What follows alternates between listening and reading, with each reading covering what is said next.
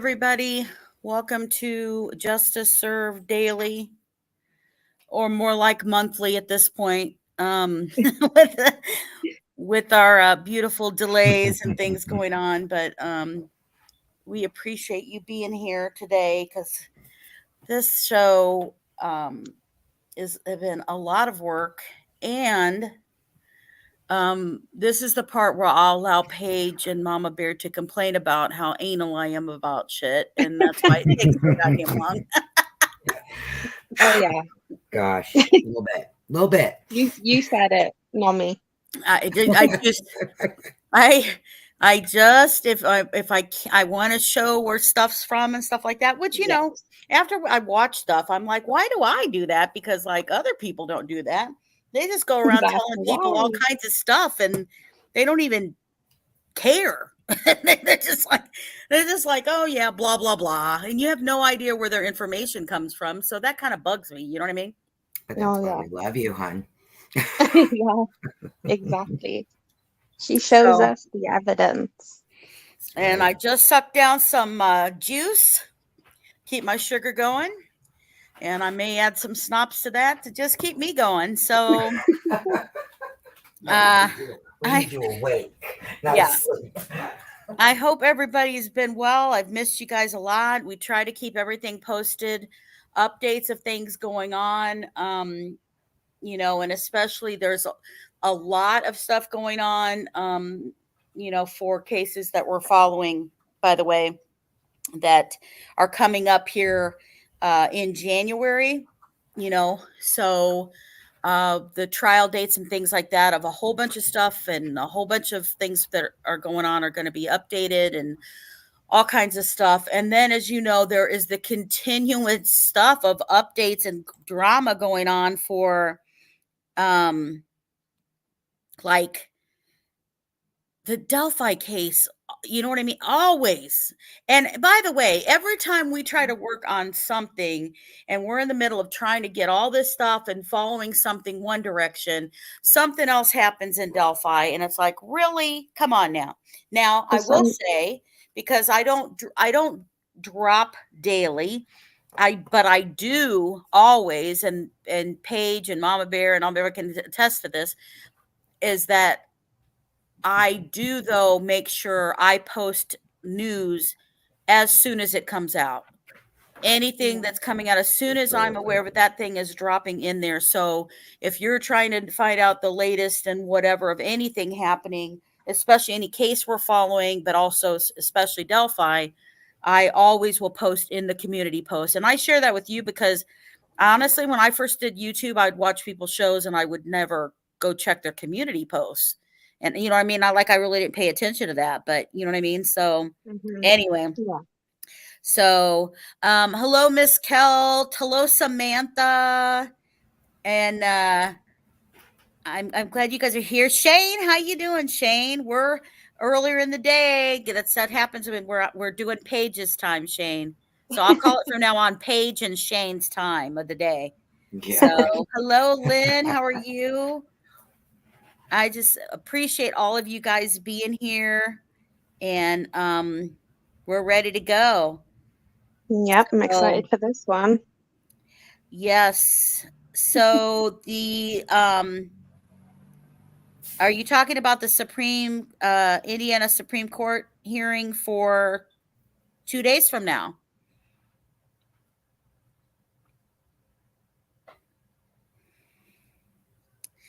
Because we will hear, if you're talking about for Richard Allen, then you know that, yes, Samantha, I did hear about the big bust in Florida and watching those connections. Yeah, they have. The Supreme Court thing is in a couple days.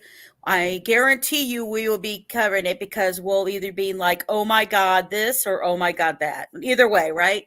And we'll find out what they decide on Richard Allen and Richard Allen's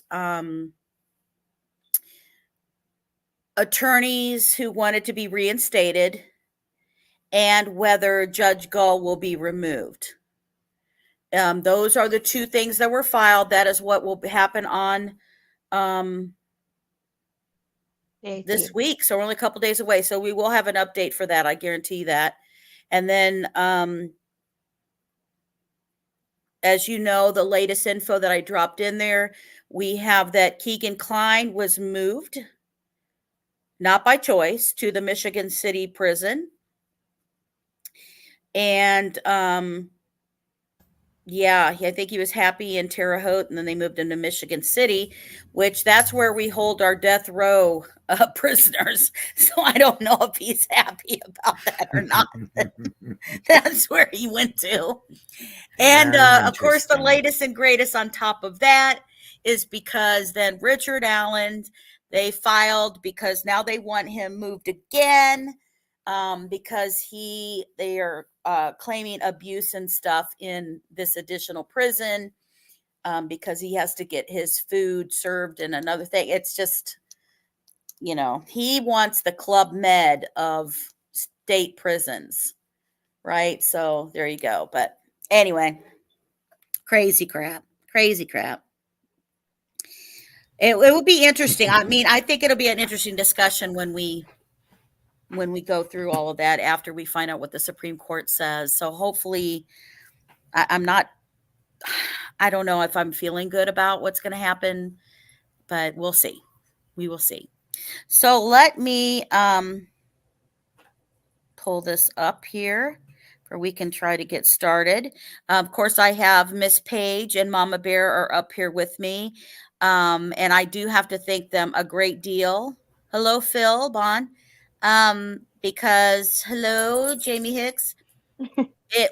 Sorry. Hi, everyone. I think I could be diagnosed with ADHD, right? Like, I don't think I had it as a kid. I think I have it as an adult. We would never say that, hon. Yeah. Never. I know I'm OCD. Okay. I already know that. Yes. I think we all have that. Especially when it comes to this case. Yes. Yeah. I don't mean to have that, but I do. I'm just going to do entire screen. I think that's easier to do. Maybe. Yeah, because then if I do video, it'll just be easier. Okay. And I need to share my sound. And she also does learned that lesson hard.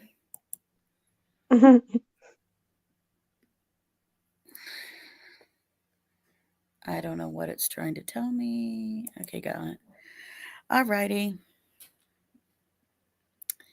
And let me go through this here. So I'll apologize ahead of time for Osito barking, because I know he's going to, because he never not barks while I'm on the show. Trying. Yeah. So I'm just saying. And you could hide that at the bottom too, JSD. Yep. Thank you for reminding me. That's what I asked you to do. I appreciate it. You're welcome. All right. All right. So here we go. This show is going to go through details, and I'm going to tell you something.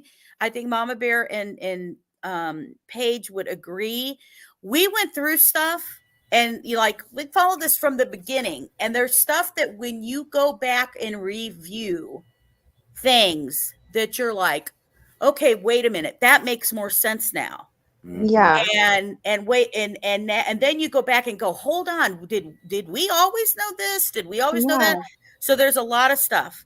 And anybody who follows the show knows that I have admitted to my bias, and that's because I'm not a reporter. I'm just a true crime YouTuber. And so I can express my opinion. But I try to do it fair and say whatever. And I let you know ahead of time. We're going to talk about evidence and facts, and we're going to break all of that down for you. There is so much. And then I have an exclusive info that I received that I think was also a little bit of, I found it interesting. I think you will too. So, but we found out a lot. So let's start with information and Paige and Mama Bear, can you watch if there's any questions from anybody watching, and let me know if there is, because since I flip through this, I can't see everybody, and I'll be flipping between this and sometimes videos. So if you guys have a question, you can like tag my name on it, and it'll, or let me think about that. Or what do you guys want? Do you want them to just put like question, or do you want them to put at JSD or something to show that they're at, or at, you know, at Justice Serve Daily to ask me something? Yeah, just at Justice Serve Daily, and then just tag my name and then put your question. If when we're going through anything, you have it, and they will, you know, stop us and let us know, because it's a very casual thing to go through, and so that way, if you guys have questions while we plop through it. So, okay, so the FBI finding the Klein connection, Anthony Shots, I almost said Snots, from Keeping Tom in Galveston, Indiana. Great stuff. Sometimes there's off on a good foot. And Klein new family and other incidents. Okay, so following days following, you know, basically after the Delphi murders, there was a Peeping Tom incident that happened on the 20th, and it led to them finding the connection with Anthony Shots right away. And it's going to mean a lot, because you'll see what the documents led in here, but also I'm showing other information. Stuff is not going to be technically in chronological order, but it's going to be in to try to fill in the blanks as stuff kind of happened. So like there'll be conversations where I see that, like Kegan Klein said something, and then we include it either earlier or later to kind of wrap it all up. So forgive me for that, but that was the best way to kind of figure out how to do that. So anyway, we've got they know that on Klein's phones that he searched on February 19th, the day before the incident. We have more specifics on that. And he was the last to communicate with Libby. And that was the one that they already knew, also said that they were supposed to meet with Libby and that she didn't show up. And there is a lot of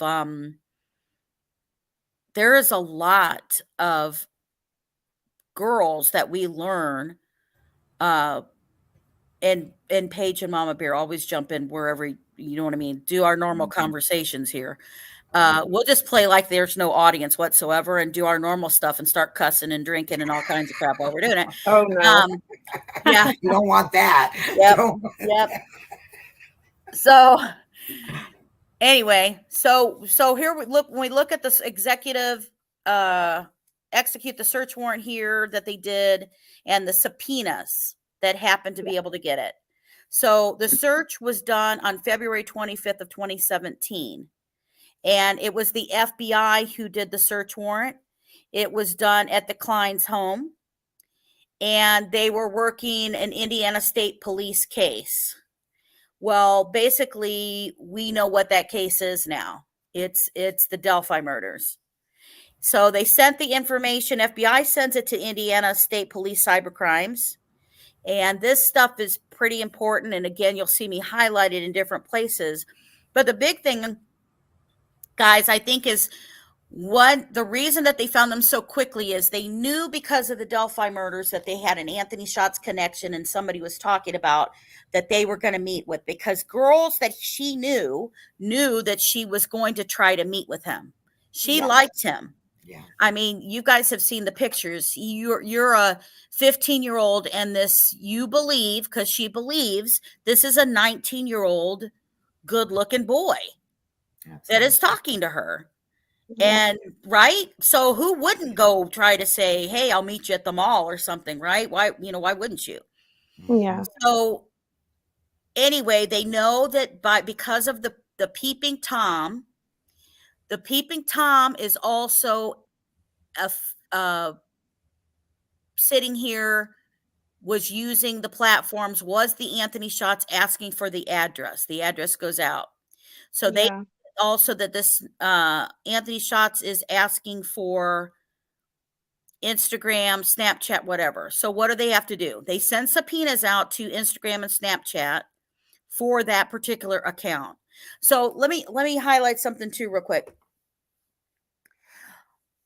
We know that the male model from Alaska, he was a teenage male model, and then he's a police officer. Yeah. By the way, ladies, he's married with children, so don't think that can happen. But That's a show. that his photo had been used for years. Yeah. Okay, a couple years prior to this even happening. And he kept trying to report that other people were using it. Now, I want to clarify something, though. Even though it was being used for years, it was not being used called Anthony Shots. So this particular image with the particular name of Anthony Shots is one created person, if that makes sense. Yep. So, you create, that's like if you created your own account and you create your own account, you got your picture on it and you've got your name on it. So there is what it is. So this particular image with this particular name of Anthony Shots, is being traced. So we see that in this information that we saw in this subpoena was that they returned an IP address. So they subpoena Snapchat and Instagram. They get the subpoena back from them. The information back comes back. They give them the Comcast IP address. Yeah. So where the Wi-Fi and stuff is connected. And then Comcast comes back and sends the IP address associated with Anthony Shots account and return to, we know, the Canal Street address in Peru, Indiana, which is the Klein's home. Mm-hmm. And then I'm going to highlight this another time later, but I'm going to highlight it right now. Instagram advised Anthony Shots account was registered. This means when it was first created, guys, July 20th of 2016. Yeah. And then that's a year. Snapchat returns advised the account was registered on July 14th, 2016. Exactly 1 year prior to the girls getting murdered and found. So Anthony Shots existed for a year before this happened. The creation happened then. So this goes through the officer interviewing. This is when they talk. They get to the house. They're, talking about, Keegan involved. And they asked Keegan when he started this account, when he created it. He says it's about 6 months ago, which we know is not true. And we do know that when they first get to the house, Tony's the one who's interviewed. And he tells the Indiana State Police and FBI that Keegan that he doesn't have those accounts, Instagram and Snapchat. That's Keegan that has. And so then they move to Keegan. So we know about all this, going to the Peru Post, what the target was, all that kind of stuff. So the other thing I want to point out is that, and I think it's important when we go through all this stuff, the transcript from the February 25th, 17 interview with Kegan Kline when he was taken in for questioning.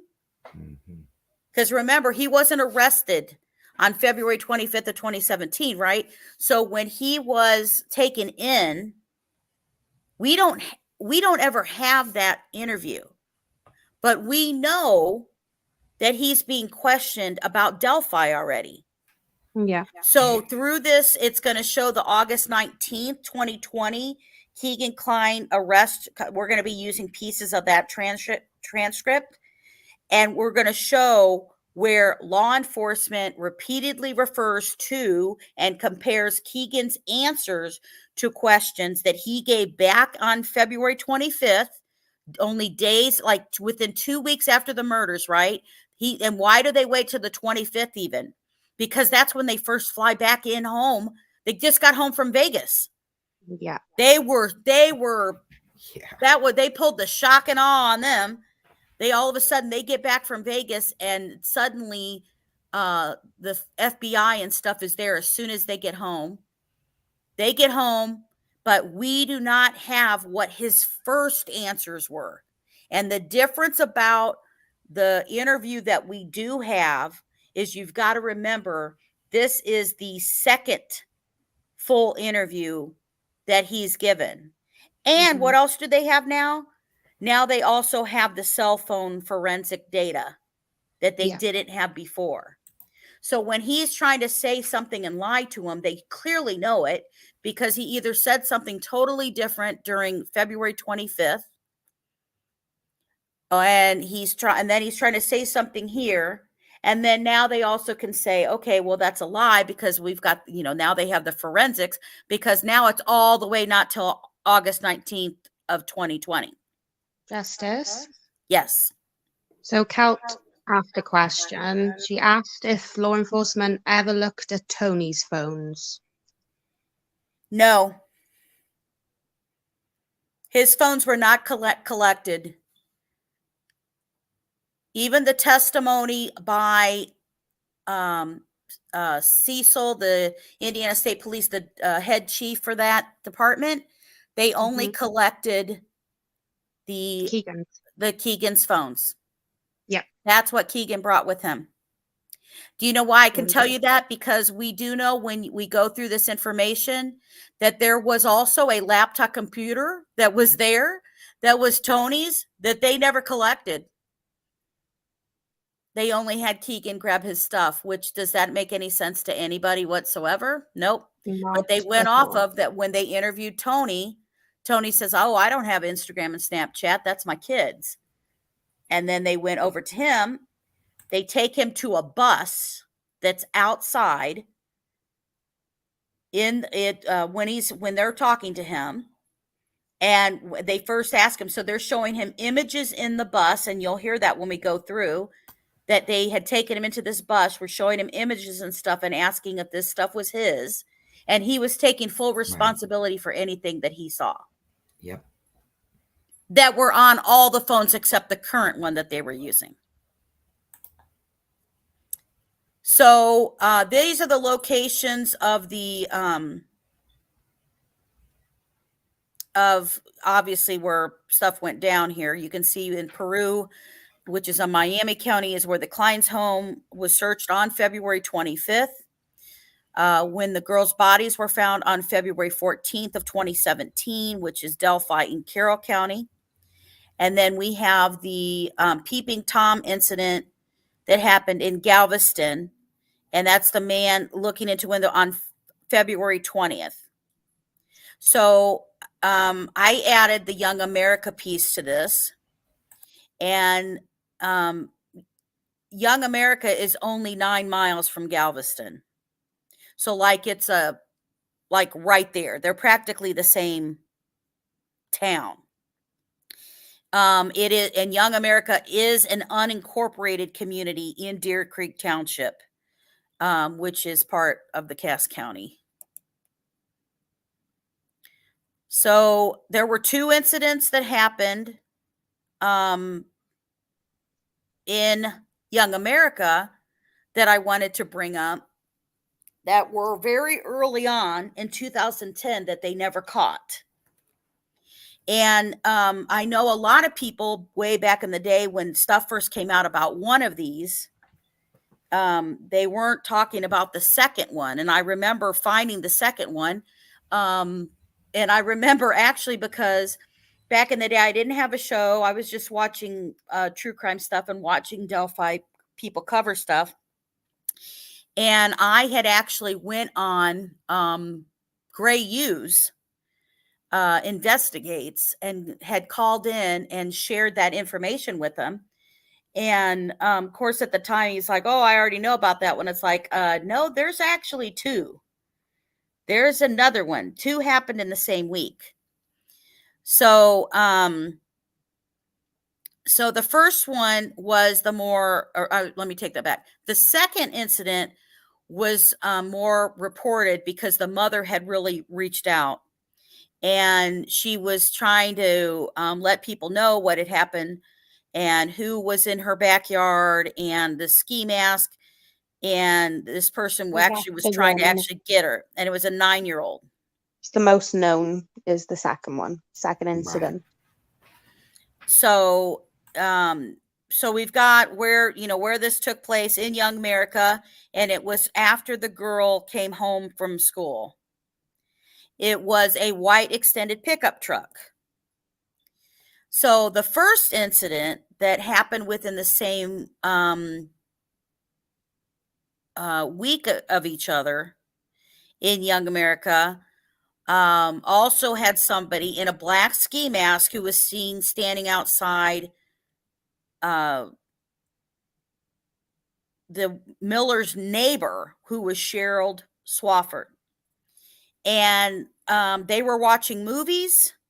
And at about 3 a.m., their 12-year-old daughter saw a man staring in through her window. And so the dad actually takes off and, runs after to try to catch this guy. And they call, they call 911, but the man gets away, which I don't know how that happens, but, and so they, took down and stuff what happened, and they were trying, took photographs and stuff, supposedly with footprints and everything. And because he was outside in a flower bed area. And, they didn't feel like the sheriff's office was really doing much and really attempting to find this person. Now, this, though, happened in 2010. So why do we bring that up? Okay, well, Tony Kline lived in Young America and then in Galveston, Indiana, when Keegan was a baby until 2007. And Kegan Kline knew the Galveston, Indiana family. Mm-hmm. So the family that had the recent February 20th, and I mean recent meaning then, February 20th, 2017, thing, he knew the family. Keegan's phone searched the Galveston family on the day before this even happened on February 19th of 2017. Keegan's mother still resides in Galveston, where he moved back home with her again when he came back after from Vegas, and meaning Vegas when he lived there for a minute, not 2 years. And in 2020, Keegan lived with his girlfriend in Kokomo, Indiana, apartment, and she used to communicate with him online back in 2017 as well. But she was when she was only 16 years old, at the same time that Anthony Schatz was communicating with 14-year-old Libby. So this just shows at the top, we're talking about he's acting how freaking traumatic it was for him that a SWAT team was at his house when they came home from Las Vegas, which I feel so bad for them, don't you guys? I mean, it's just traumatic, so traumatic for him. For the dog. Yeah. That's about it. Yeah. So they go through the peeping Tom incident. They're asking who's who. I went to school with him, like high school. Yeah, he was friends with his sister. Did you date her? No, we were really good friends with her though. And then there's going through, what about blah? Who's that? Oh, her mom, her stepmom. Okay, well, yeah. And then they're like, well, who's this? I mean, I guess that's someone, maybe her cousin. Okay, well, what about this? Oh, that's her little sister. Oh, who's this? Okay, so blank. Okay, so that's brother's sister. Yeah, I think they're half, but yeah. It's like, okay, and he goes, and then he's asking, they're asking more and more. He goes, oh, I went to school with blank. And so then he's talking about, how many grades lower this person is, all this kind of stuff. So they're asking all these questions when they take him into custody. And then he goes, yeah, I used to stay with them a lot when I lived in Galveston, when they lived in Galveston. Love this. It's like the family, really, really, really one of my really good friends, like in 6th grade, 5th grade, 7th grade. Well, I know her brother in high school, and then we met on Facebook, pretty much, just talking on Facebook, and then we hung out, and yeah. So he's basically talking how he knew the brother, but then he goes on Facebook to meet the sister, but then but I know the family, I know the whole family. Yeah. So, then he's saying about how a little bit ago the family or whatever, yeah, they would be, I guess, instead of me knowing a family, and so they're bringing up examples here of, here's a girl that that suddenly is a victim of Anthony Shots, because that's who got the address from that, and that's who she was talking to yeah, and gave her address to. yeah. And Yep. why would he ask for her address if it was Kegan Klein when he knew her address? Right. Of course, they were such good friends. Again, the trend of coming home after school, right? So, we got that, here's the address.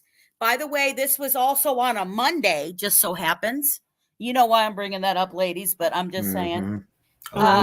When we talk about when Keegan's dad would be off work and at home, so, there's a car definitely there. And all of a sudden that's happening on Monday.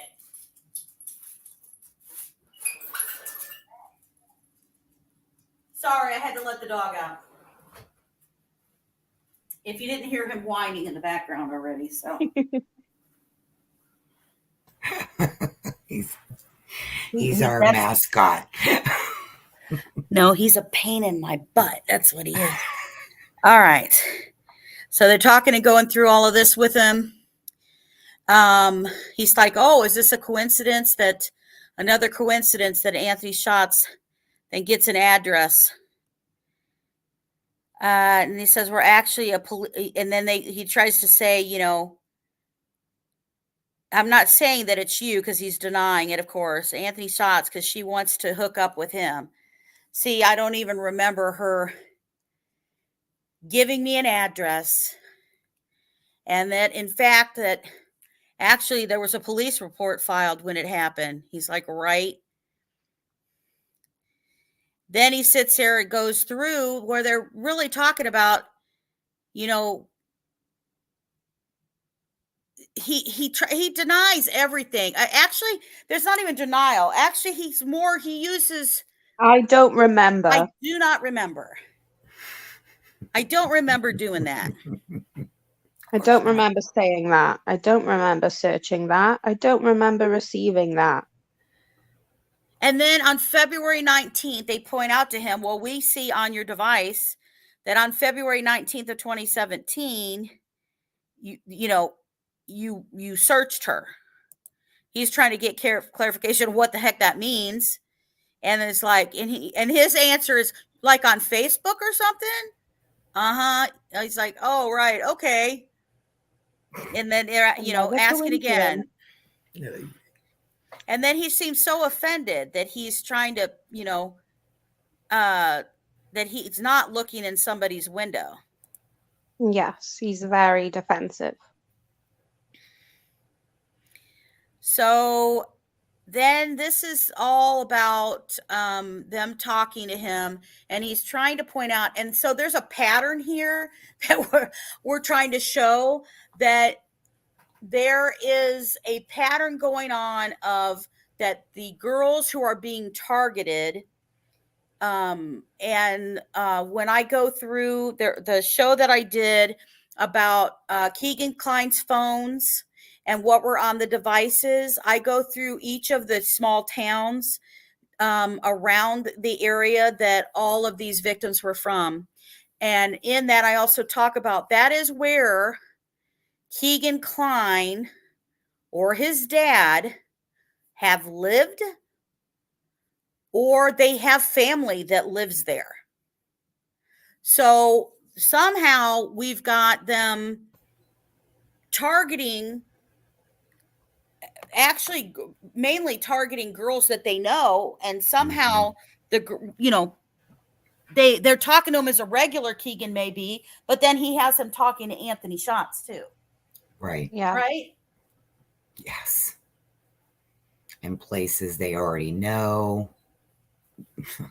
It's just confusing why Anthony Schatz would ask for her address if it was Kegan who had been there loads of times. Exactly. Such friends, you know? Yeah. Yeah.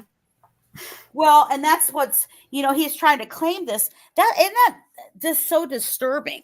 I mean, it's a family that they know that's got and what weirdness of a freaking peeping Tom incident. Because think about this, guys. Who is doing that? So did the same Anthony Schatz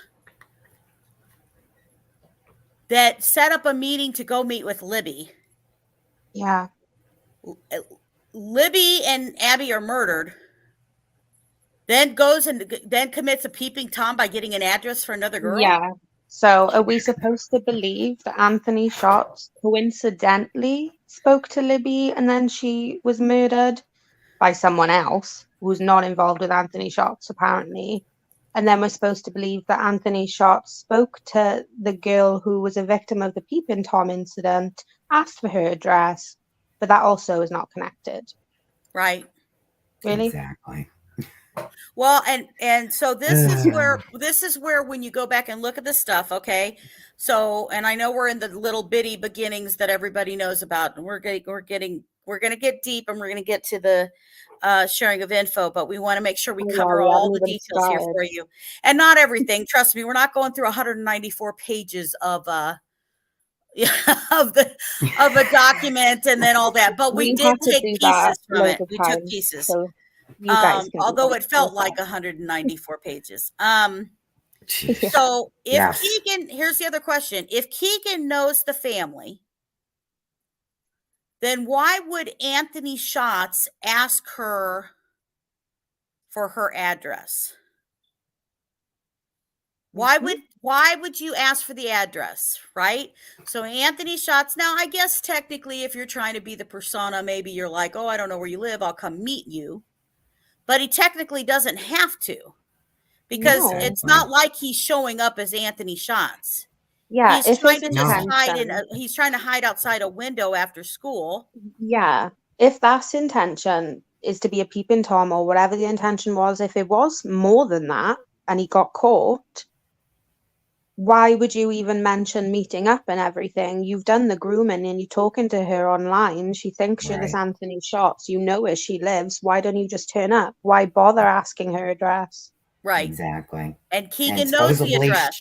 Kegan knows the address. Kegan knows the family. Kegan knows all the kids in there. He knows what girls he's talking about. He was listing, oh yeah, that's stepmom, little sister, brother, went to school, met him in this grade, right?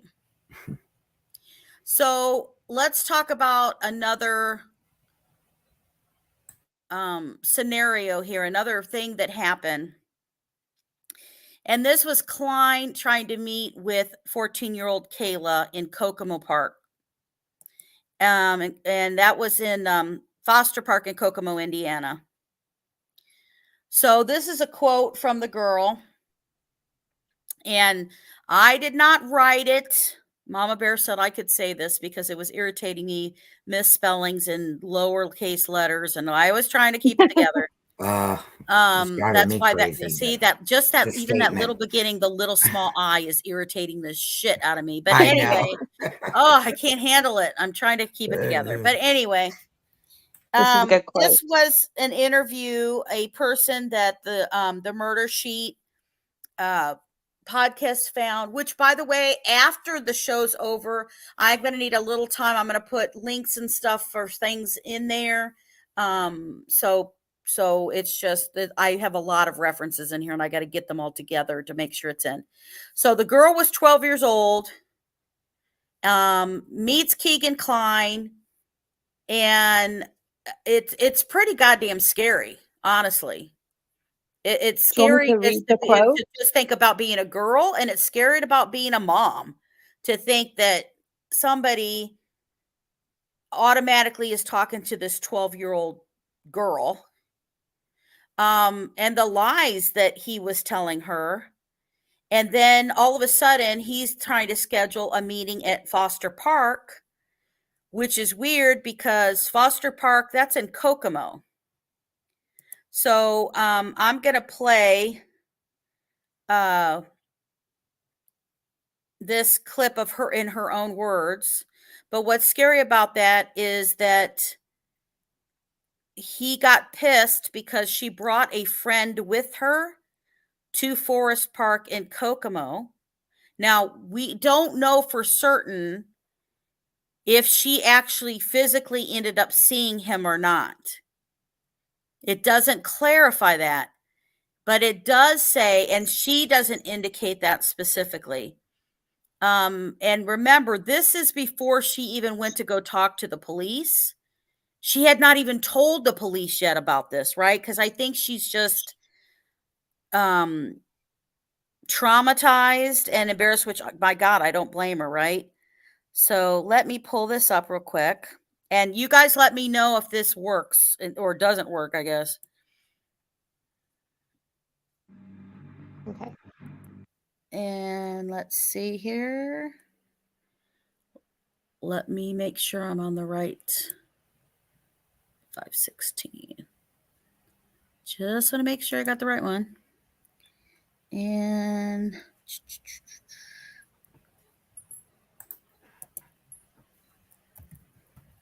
you were corresponding with Kevin about this Keegan Klein situation. A bit louder.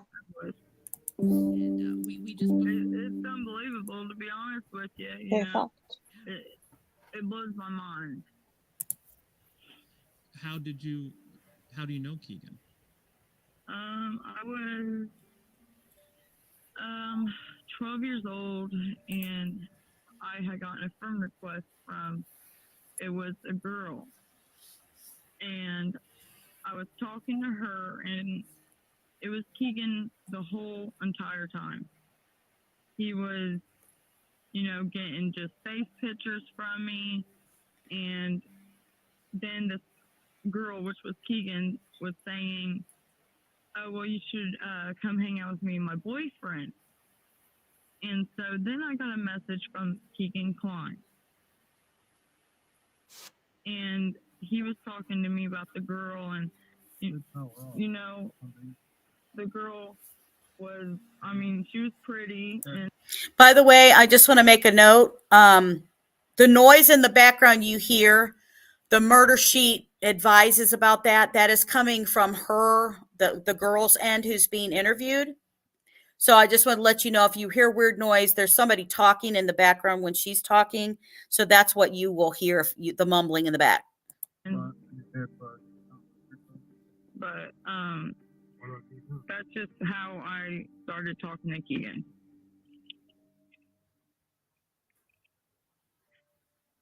What kind of things did he say to you in those first messages? He was how you say it, perverted,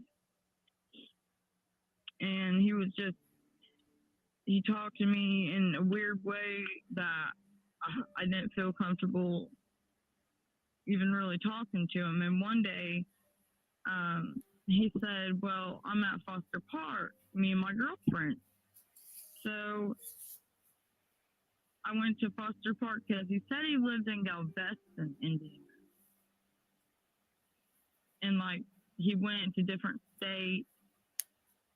So he said he was in coke mode for a little bit. I had my friend go with me actually, and he was pissed off. I have not met him face to face, and he sent me a really, really, really shitty message and said, you know, I should cut your throat for this and watch you bleed out, blah, blah. Why would you bring someone with you? And snapped on me. That's really horrible. Do you still have these messages that he sent you? You know, I got married and I got a whole new Facebook. It's under my Facebook page when I was 12 and 13 years old. So he was sending these messages to you, threatening you basically when you were just 12? Yes. Well, I would say I met him when I was 12. Not met him, but, you know, started talking to him on the internet. And then when I was about 13, 14 years old, you know, that's when he would get like really aggressive with like his words, and was just, I wish I did still have the messages because my mind was blown. Like, you never. So that's just disturbing, period. Justice, we have a couple of comments asking the date of this meeting.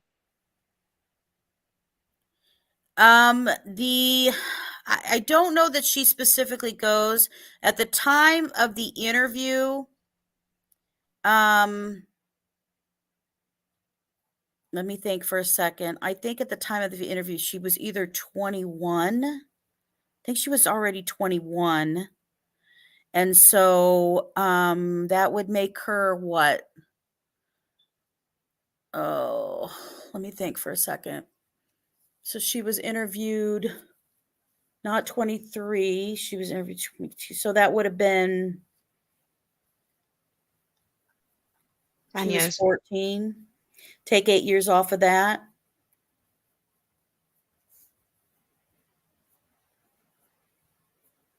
So that would have been around 2014, 2015 when the meeting. Right. We don't have approximate dates. Not all the info that she shared with them was put on the video out of respect for her and from the murder sheet. Also, I do know that after they spoke to her, they do indicate in that video that they asked if she minded, about that, they really thought that she should speak to the police. And she said she didn't mind or whatever. So they indicate that. I really encourage you to go listen to that whole thing. It's called Kayla, the victim of that. That's a small snippet here of that piece. But I think it also goes to what we're also trying to show. Isn't that just scary? Period.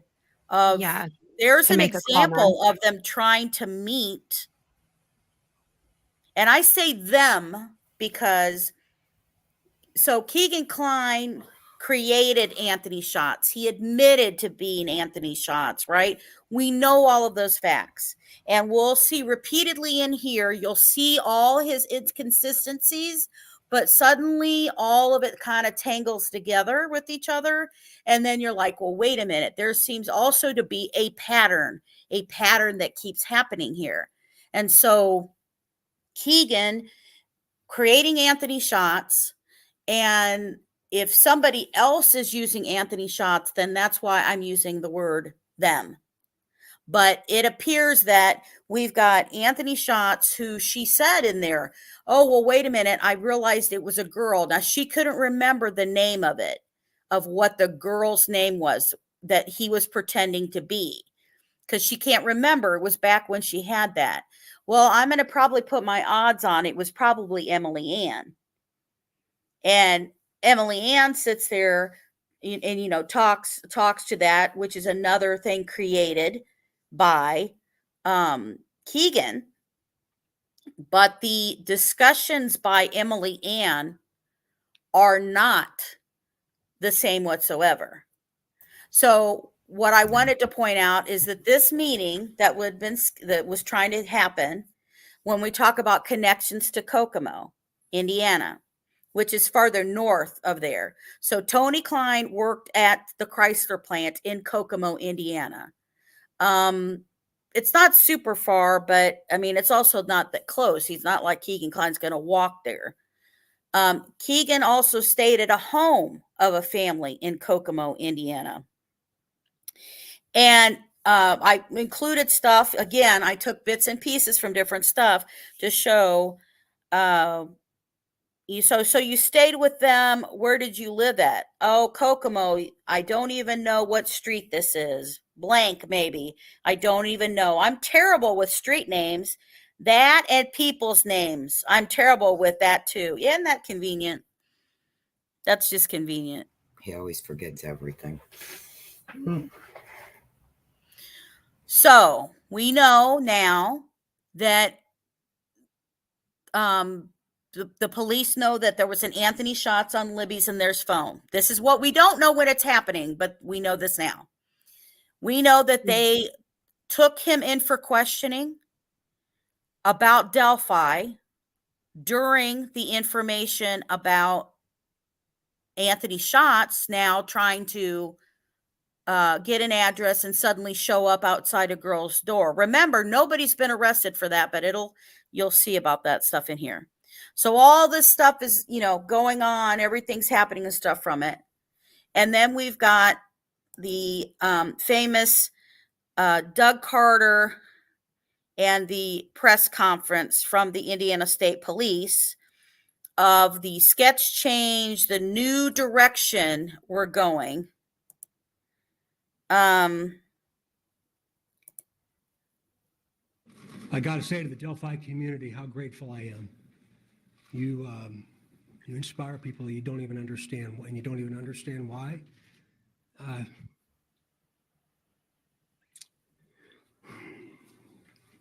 Information's being released today is the result of literally thousands and thousands of hours of extraordinary investigative efforts by Delphi, Carroll County, the FBI, the Indiana State Police, and countless other agencies.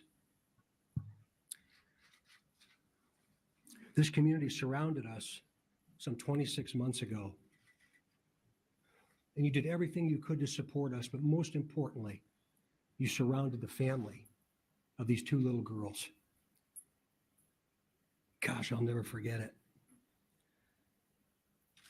After you hear what we're going to release today, I'm going to ask for your continued support, your continued understanding, your empathy and compassion as we move forward to find out who did this, and we will. We're seeking the public's help to identify the driver of a vehicle that was parked at the old CPS DCS welfare building in the city of Delphi that was abandoned on the east side of County Road 300 North next to the Hoosier Heartland Highway between the hours of noon to 5 on February 14th, 2017.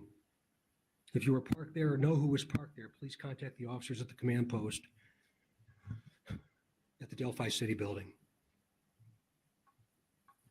We are releasing additional portions of the audio recording from that day. Please keep in mind, the person talking is one person and is the person on the bridge with the girls. This is not two different people speaking. Please listen to it very, very carefully. We are also releasing video recovered from Libby's phone. This video has never before been previously released. The video shows a suspect walking on the bridge. When you see the video, watch the person's mannerisms as they walk. Watch the mannerisms as he walks.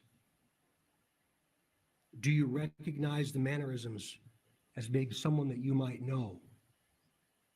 Remember, he is walking on the former railroad bridge. Because of the deteriorated condition of the bridge, The suspect is not walking naturally due to the spacing between the ties.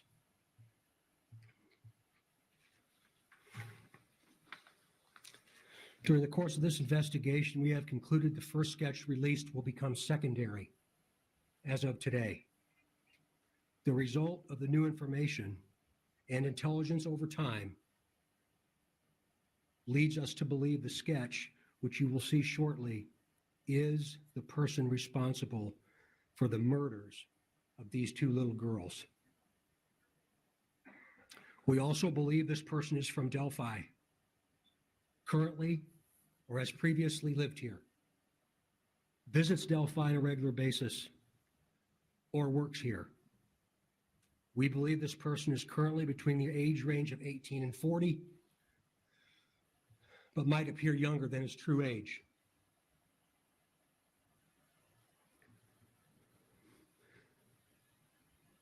Directly to the killer, who may be in this room. We believe you are hiding in plain sight. For more than 2 years, you never thought we would shift gears to a different investigative strategy, but we have. We likely have interviewed you or someone close to you. We know that this is about power to you. And you want to know what we know. And one day, you will.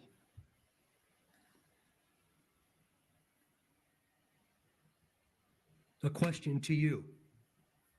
What will those closest to you think of when they find out that you brutally murdered two little girls? 2 children. Only a coward would do such a thing. We are confident that you have told someone what you have done. Or at the very least, they know because of how different you are since the murders.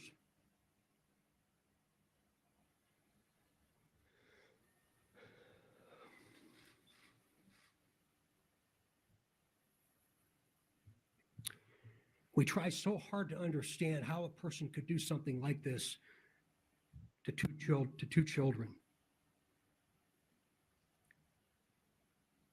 I recently watched a movie called The Shack. And there's also a book that talks so well about evil, about death, and about eternity. To the murderer, I believe you have just a little bit of a conscience left.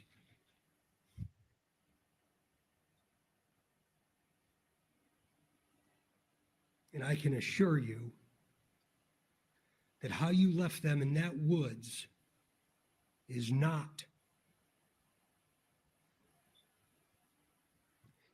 what they're experiencing today.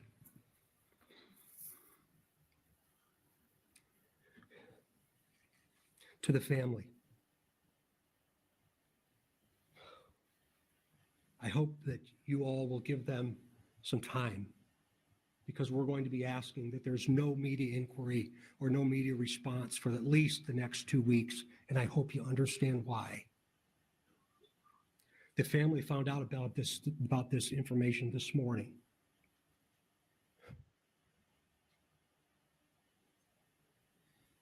I just want the family to know that when I take my last breath on this earth, I'll be thinking of them. There's going to be a tremendous amount of questions. I know that. Never in my career have I stood in front of something like this. Please be patient with us, please. We're just beginning. We are just now beginning. And I can tell you on behalf of the sheriff and the police chief, so many other partners that have stood with us over this period of time, that we will not stop.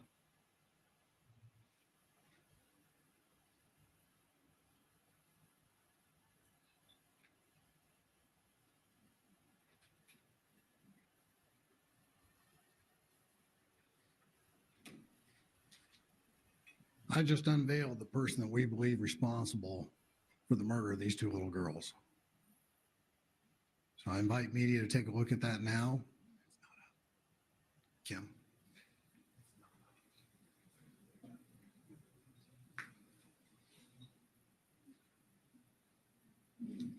We're also going to show you a video not previously released that superintendent spoke to, and also the audio that's additional to what's been previously released. There's only a slight change in it. So give Sergeant Riley just a second as he gets that up and ready.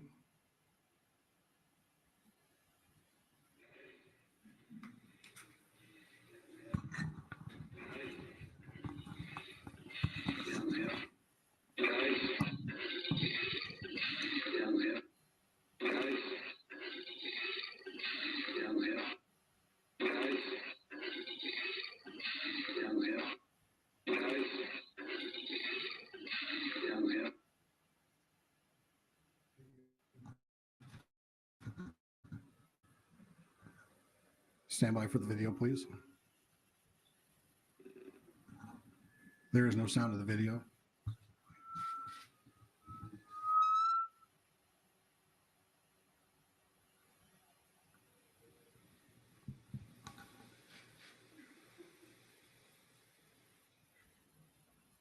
As Superintendent Carter mentioned, he is on the railway bridge.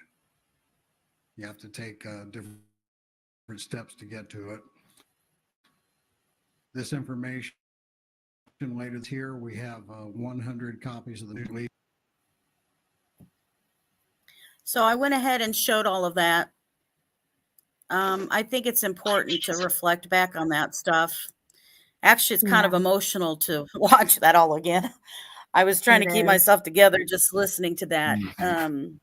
Because I also wanted to show all of it for a couple reasons, right, guys? Because one of the things is I know there's a lot of conspiracy theories going on. And is it two voices? Is it this? Is it that? Well, to re-listen to what was released to us in 2019, that is one voice. It is the bridge guy's voice, and it is him, you know, in all of this videos. So after we know all of this is going on, so think where we are by 2019, right? We've had the Kleins who, you know, automatically are sit in here. We've got and what they were looking into and going on. And we're going to go into why a lot of stuff happening that time frame. But by 2019, we still have the Kleins in the radar, and I'll show you why. And then we have also what already happened here too. We also have that on Logan's house was also searched right away. It was, you know, done and looked into or whatever, also for them to see, okay, why? Because they had tons of tips that, you know, Ron Logan, you know, he lived near there, whatever. And then once it realized that, you know, he got arrested for driving when he wasn't supposed to, and he wasn't supposed to be on, you know, on the road and stuff with that and leaving. And, you know, then he got put in jail from that. But there's, you know, nothing that came back out or any additional searches or anything like that that came in regards to that part of it. So the next part of this is then a lot of us asked this, including myself, was why was there a 3-year delay in the arrest of Kegan Kline for the CSAM? They busted him for that. Well, their focus back then was not on CSAM, but on the Delphi murders. Yep. So they didn't find him because he was asking, you know, they found him because the Anthony Schatz, you know, was asking for images. They did, you know, also ask the address to show up at this girl's house, but their total focus was about what is happening in the Delphi case. And the forensic on Keegan's phones were not even examined until 2020. I'll show you all of that in here too. And when an officer was assigned, which, you know, 2020 is when an officer was assigned and requested, assigned specifically to the CSAM case, and was requested then by Indiana Internet Crimes Against Children's Help. And then that's when they did the phones. But there was a special detective, a new Indiana State Police officer, who was assigned, guess when, 2019, to specifically focus on Klein. So did local law enforcement assume that the charges would be handled by the FBI? Because in addition to Indiana underage girls, there were images of other age girls from across the country. So, I mean, I think we've kind of changed, different things as far as that, wondering, like really pissed off. I mean, for the CSAM, but if they're trying to get somebody for a bigger case, they'll wait. Just like they don't arrest Keegan till the year after this. Don't you think, guys? Absolutely. Yeah. So the target was, we may be trying to get him for something bigger than we don't know. We have to deal with first things first. First thing is the murder. So first, the Kleins were claiming that Keegan was in Las Vegas at the time of the murders. And the social media accounts of both Keegan and Tony Klein were edited and changed to reflect that Keegan was working in Las Vegas. And we're going to show you those screenshots of all of that. Keegan's current cell phone being used in 2007, the iPhone 5C, was not given to the police during the search warrant. So the initial February 25th, 2017, when he's taken, he's not just taken for that, he's taken for a polygraph. But immediately after he gets home from the polygraph that night, he has a search history that is erased from February 10th of 2017 to February 15th of 2017, was deleted from that phone he hadn't yet turned in, along with social media apps being uninstalled and reinstalled. Yep. And Keegan contacted law enforcement and then turned in the phone days later. Mm-hmm. It was found on the microwave near the counter. So we're going to show you this different shots. So here's a post and stuff. These are showing, this is Tony Klein posting about his son, commenting that he's working, he just finished school. No, he didn't. And working in Las Vegas. And that Keegan is coming home for the first time in 2 years. This And posting is were a year apart. 2017. Yep. Yeah. Yep. So why would his dad lie and make these posts? Why is he saying that he hadn't been home for 2 years? That, Then we go here. These are Kegan Klein's postings, guys. So, and you'll pay attention to the dates. And then the dates, what he's saying here. So first, Kegan Klein posts in 2016 that he started a new job at Lockheed Martin as an armed security guard. So, and in 2016, just a general, it doesn't show any specific dates. Then we have July 31st of 2016, started new job at Vegas Bail Bonds, Las Vegas. So he's supposedly working there, living in California, July 31st, bail agent. Here's the one that he's trying to hide to show that he was not home during the murders.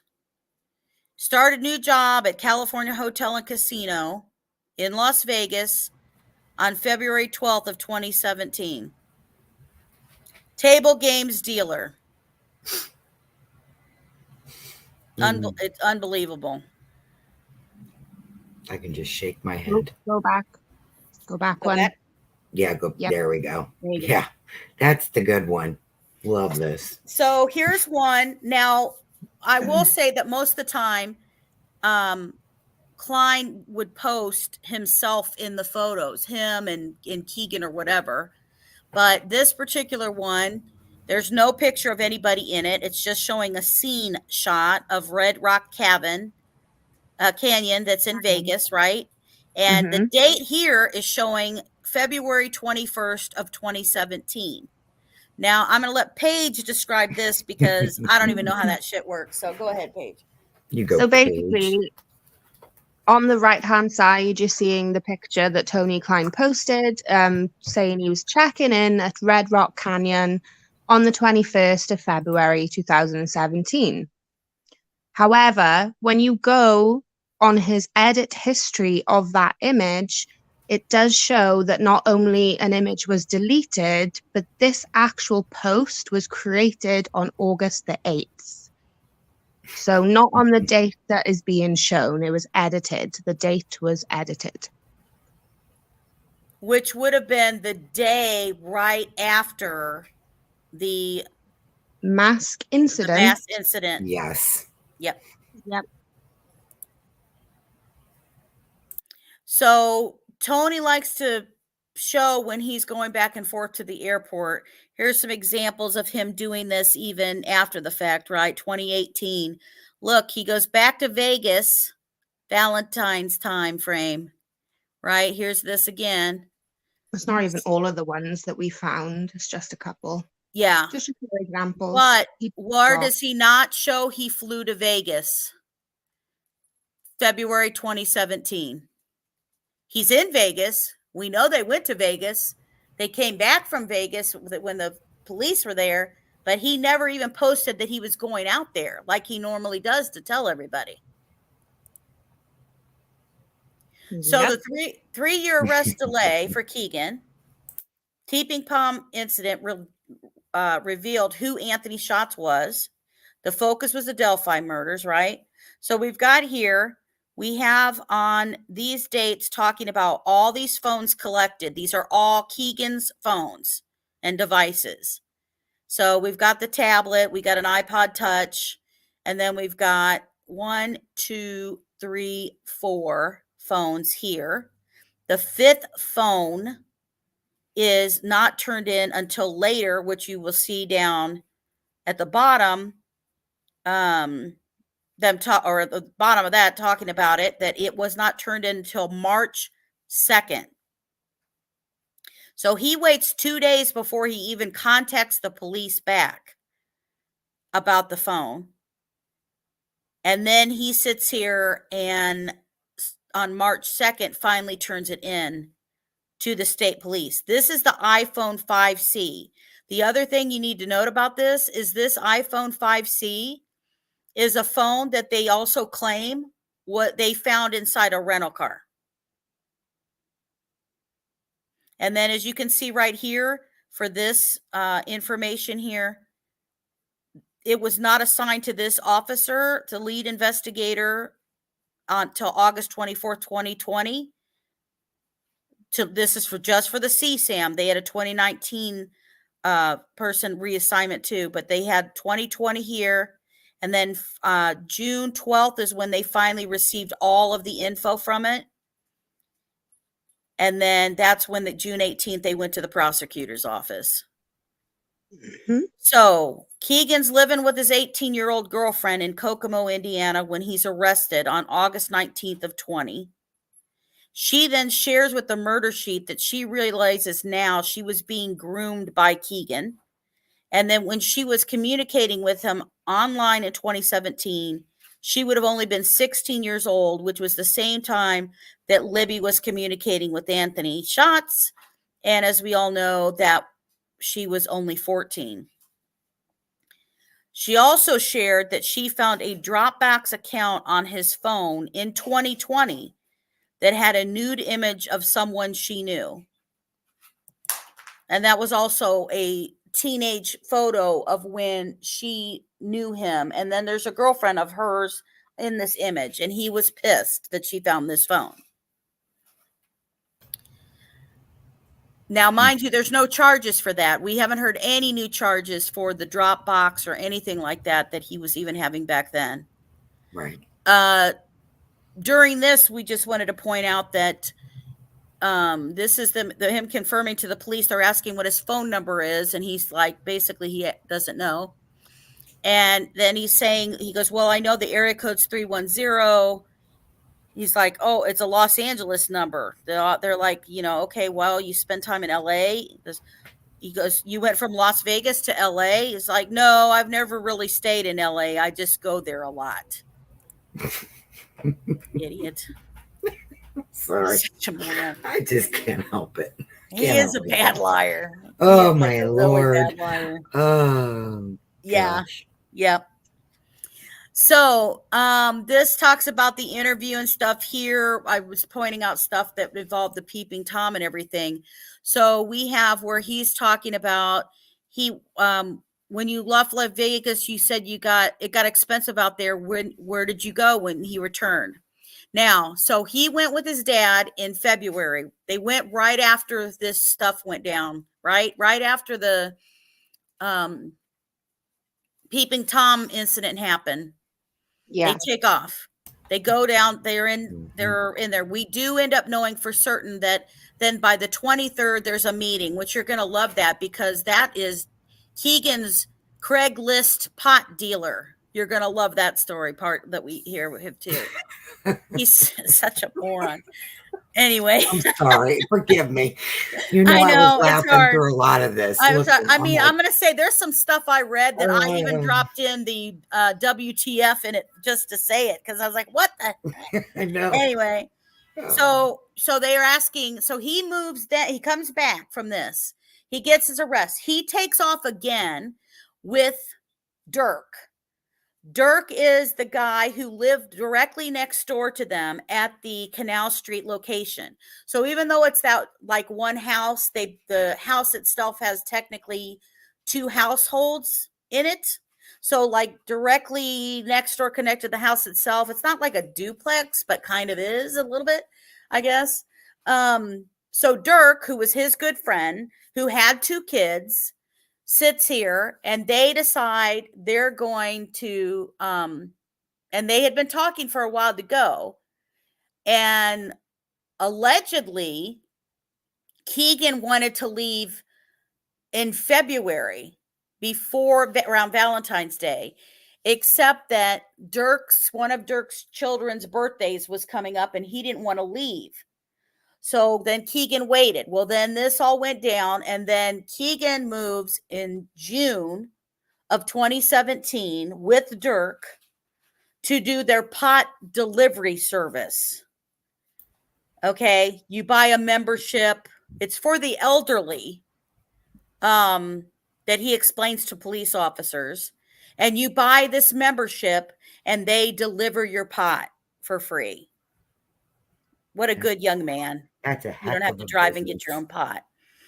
So they ask him he's out there for a while. He's out there for a little bit over a year. They ask him where he had moved to when he came back. Goes, oh, I went to my mom's outside of Young America. Well, I put there for you guys, that's called Galveston. That's where he was. They asked how long that he had stayed there. He's like, I think it was like maybe about a year or so. He goes, the next June, well, then like August or September. And she got married September. And he's like, oh, okay, August or September. He goes, yeah, I'm back really to marry them. I thought about it and it was like, well, yeah. And he goes, so he tells how he is an ordained minister and he came back. he comes back to Mary. I can't hold it in anymore. Oh, no. He comes back. Okay, so I'm the only one holding it together. He comes back to marry his mom and stepfather.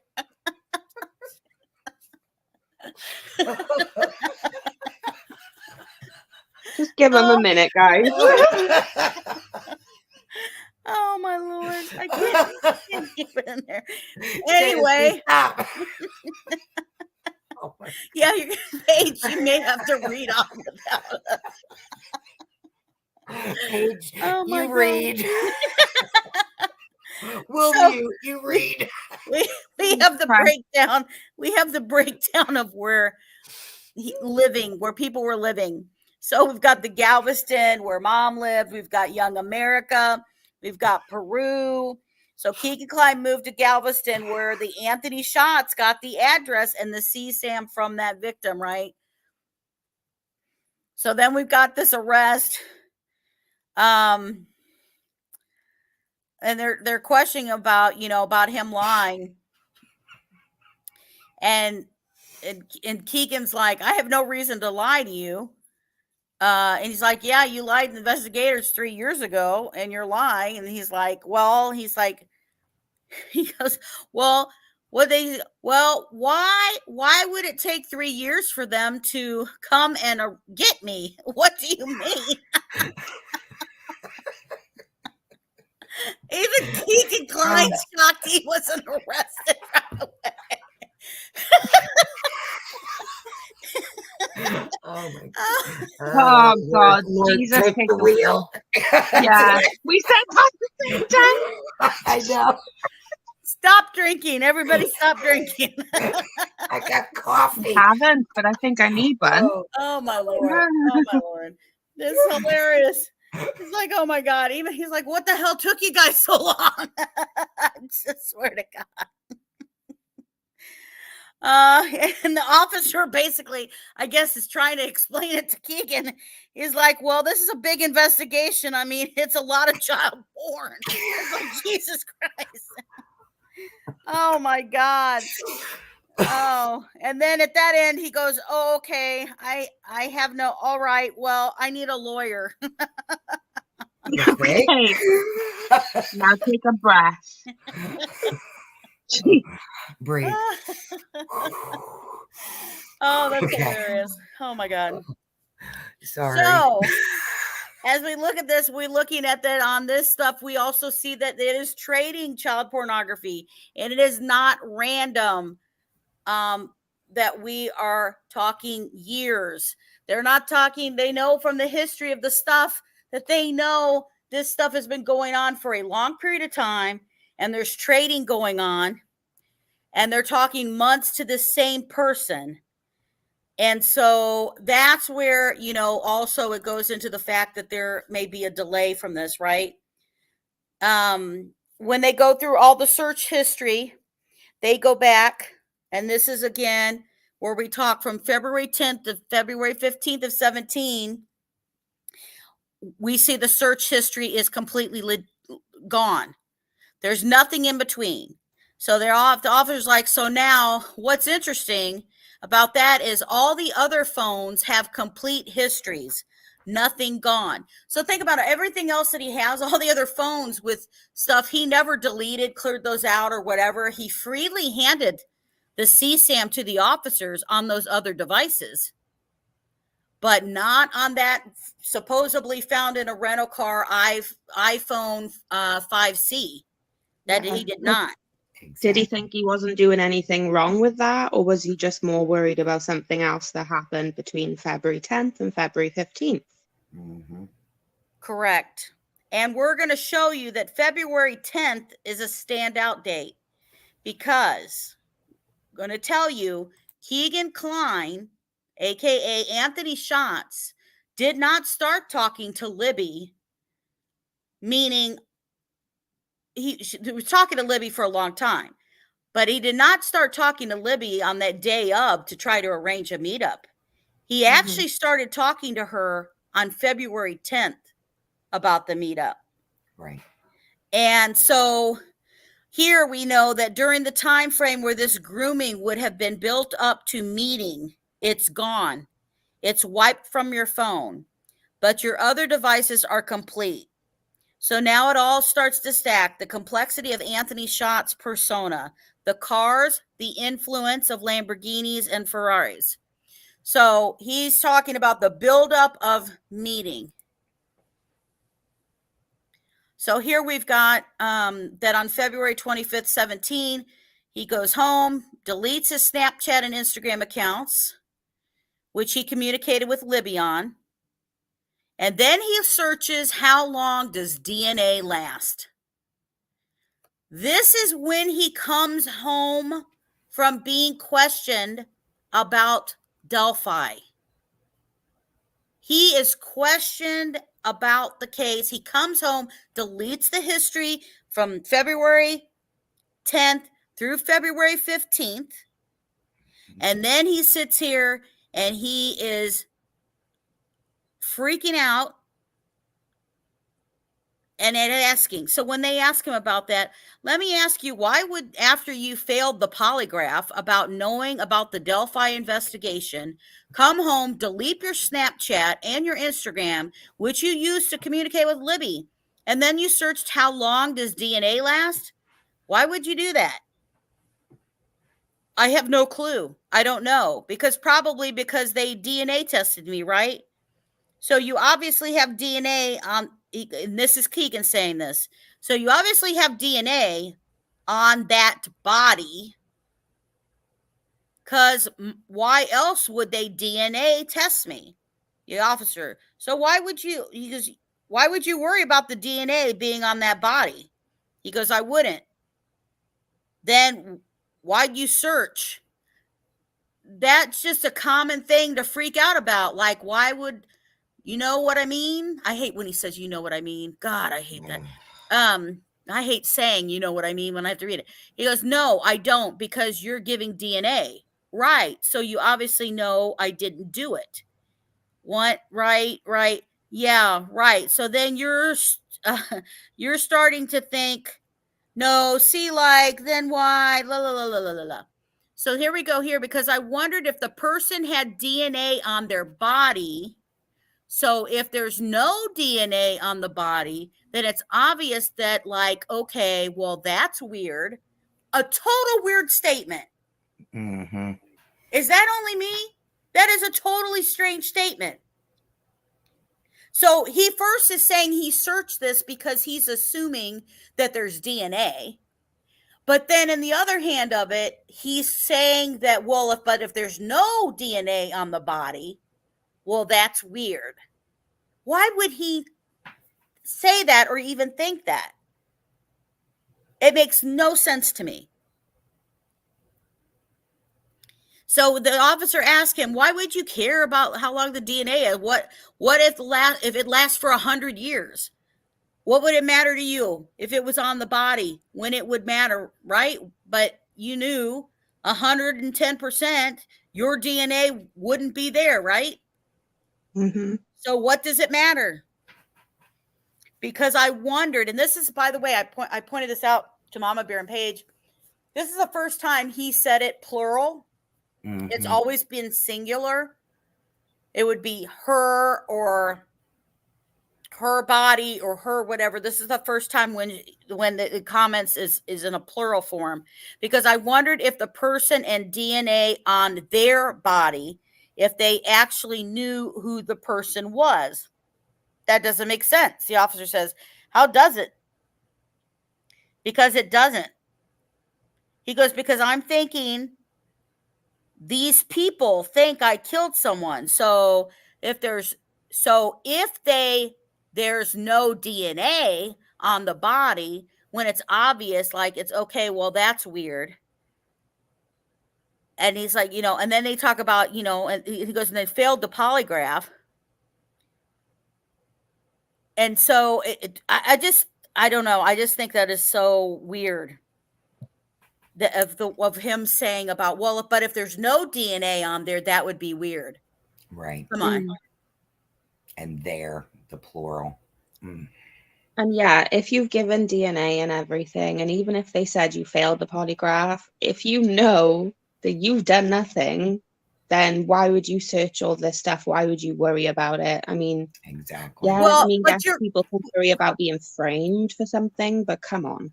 Well, so let's say you get, like, okay, you get arrested, Paige, and you go home. This is hypothetically, she has no record, people. She gets arrested. You go home after you're arrested, and they took your DNA. Yeah. Okay, what would you naturally maybe look up DNA?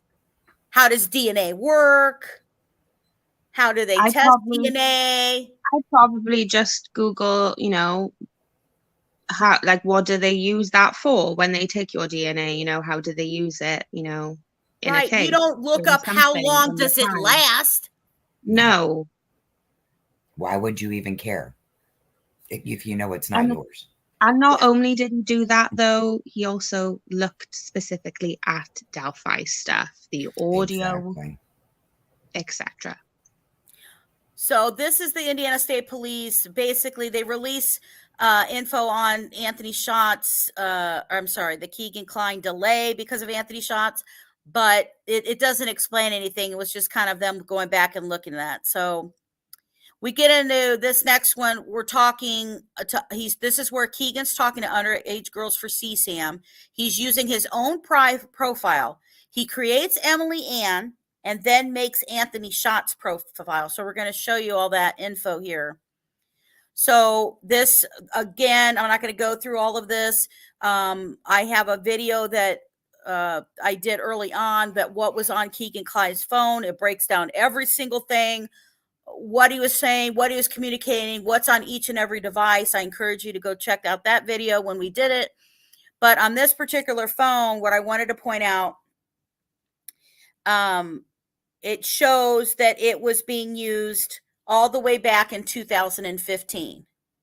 And then it shows the horrific web history of CSAM terms that are being looked up to be able to find things on it. And that phone named Keggy. So this one is about Emily Ann. Now, I know I'm lots sorry. of you got... JSD, I'm sorry. Go ahead. Paige said she was kicked out. If you could please let her come back Oh, in. hold on. Let me click out of here. Sorry about that. No. Let me go here. Were you arrested, Sorry. Paige, and that's why you had to leave? I have no idea what happened there. I didn't go to delete any history or anything, I promise. Cute. No, I don't know what happened. I didn't press a button, but I was just kicked out and then it was reloading. I was like, what the hell?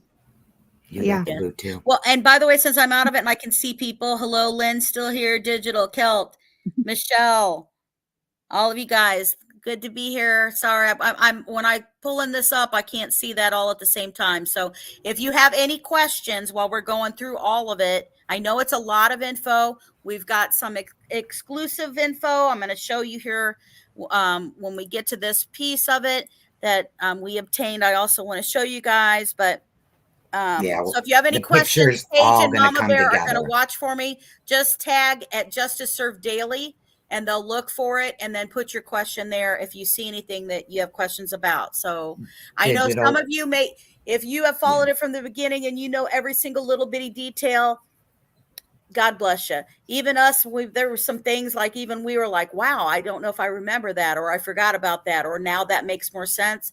So we're trying to connect all of those together for you guys. And but as you look at something, if you have any questions or whatever while we're going through it, just let us know. So Digital had a question, but sure. Digital, we are going to be coming up to that. She was asking, I'm sorry, Digital was asking, was Libby's phone wiped before or after the 10th? We are getting to that. That'll be coming up soon. Yeah. So here's what's different with the Emily Ann 45 profile. So if you guys, you followed the case and you followed stuff in regards to Keegan is concerned, when Kegan Kline's phones and stuff are in there, the officers really talk about, first of all, they talk about that Anthony Shots, they believe is two different people, right, guys? They're saying that this is different dialogue. It's different time, phones being logged in at different times or at the same time. It's different phrasing, yada, yada, yada. Okay. Well, I think this shows an example, and I think this kind of shows a pattern of stuff. Although we see that it happens that even Keegan himself does ask in his own profile, based on the testimony that we'll show you that was from the Internet Crimes Against Children, saying that Keegan would even do this on his own. But some of the terminology, this can't be Keegan. So Emily Ann when she's talking, she claims that, so Emily Ann is supposed to be the daughter who is asking victims if they would have sex with her dad. This highlights that at this particular time, that he is 42, but obviously his birthday's fixing to come up because he's almost 43. Wow. Isn't that great? So he's asking very disgusting things of if she would be with an older man, if she would get on her knees in a bathroom. That's as close as I'm going to get to saying any of that. Then Emily Ann said, "Oh, he asked if you would do a 40-year-old man, about him looking at stuff of her," and she's like, "No." And then she's like, she goes, what does your dad look like? So she's trying to play off about whatever. And then Emily Ann sends a picture, and Emily Ann says something about, well, I'm sorry, Blake, how old? Then this person's saying clearly that they're 16, and that he's 42, and then brings up about he's fixing to be 43. So it's all about this setup. So Emily Ann Profile is asking this victim if she would lose her virginity to her dad and if she would Skype. So here, this is a huge difference that happens on Emily Ann's devices, and we have proof of it. And this is why I brought up about possible federal charges, and it being federal versus state, and federal charges that can still be coming. So in March 28th of 16 to May of 16. So think about this. This is like around the time that Anthony Shots is created, right? It's just been created the month prior. We know about that from the Instagram and Snapchat. We have proof of when they were created that we just reviewed at the beginning. So on March 28th, 16 to May 4th of 16, Emily Ann communicates with blank. Only this is March 16th. Then contact Emily Ann next month. Emily Ann asks for videos. Couple days later, Emily Ann and blank only exchange a Dropbox links. Sorry, needed some water. And again, the Dropbox links were linked back to yours as well. Let's go back to Snapchat, which everyone thinks that deletes stuff, but stuff does get recovered. November 16th, we have chats where you're so hot blank. Now, I want to pause because when I reread this, when I was setting this up, is I think that's somebody's name. Because blank says I'm 15. Yep. Yeah. Your response is, I know, show daddy your body.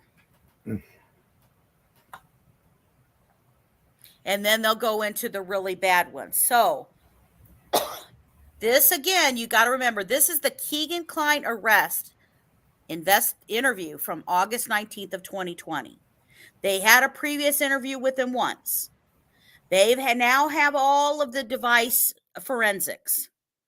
And this is them telling them, by fact, this isn't questionable. It's not the first time they met him. It's the first time we heard him being interviewed, and we know about it, but it's not the first time he'd been interviewed. February 25th was. So we know for certain that this Emily Ann is exchanging a Dropbox links, videos, and everything back and forth in March of 2016 of images videos. They're going back and forth. That's federal. That is distribution at its biggest, right? This Yep. phone shows 2015 use and includes on it Keegan and Tony's accounts. So this phone that they talk about with him talks about, first they refer to that there was a lookup of bestiality, which they say that Keegan confirmed that was the worst thing that was on his shit. And then they talk about that in 2015 about this particular phone, and I pulled this up just to show what all accounts were in this phone in 2015. So you've got the Kegan Klein Skype, the Tony Klein Skype, Kegan Klein at Hotmail, Tony Klein at Gmail, Kegan Klein at Gmail, Tony Klein 765 at Gmail, Emily Ann, and just those internet web searches, the 12-year-old body, 12-year-old, 13-year-old, Snapchat, 14-year-old. So you can see the time, this thing of somebody's literally wanting it to be 13 and 14-year-old and 12-year-old girls. Mm-hmm. So again, shows 2015 use includes on it Keegan and Tony accounts at the bottom. This is 13 and 15. Again, it's showing Tony Klein Skype, Keegan Klein, Emily Ann, and it shows specific females.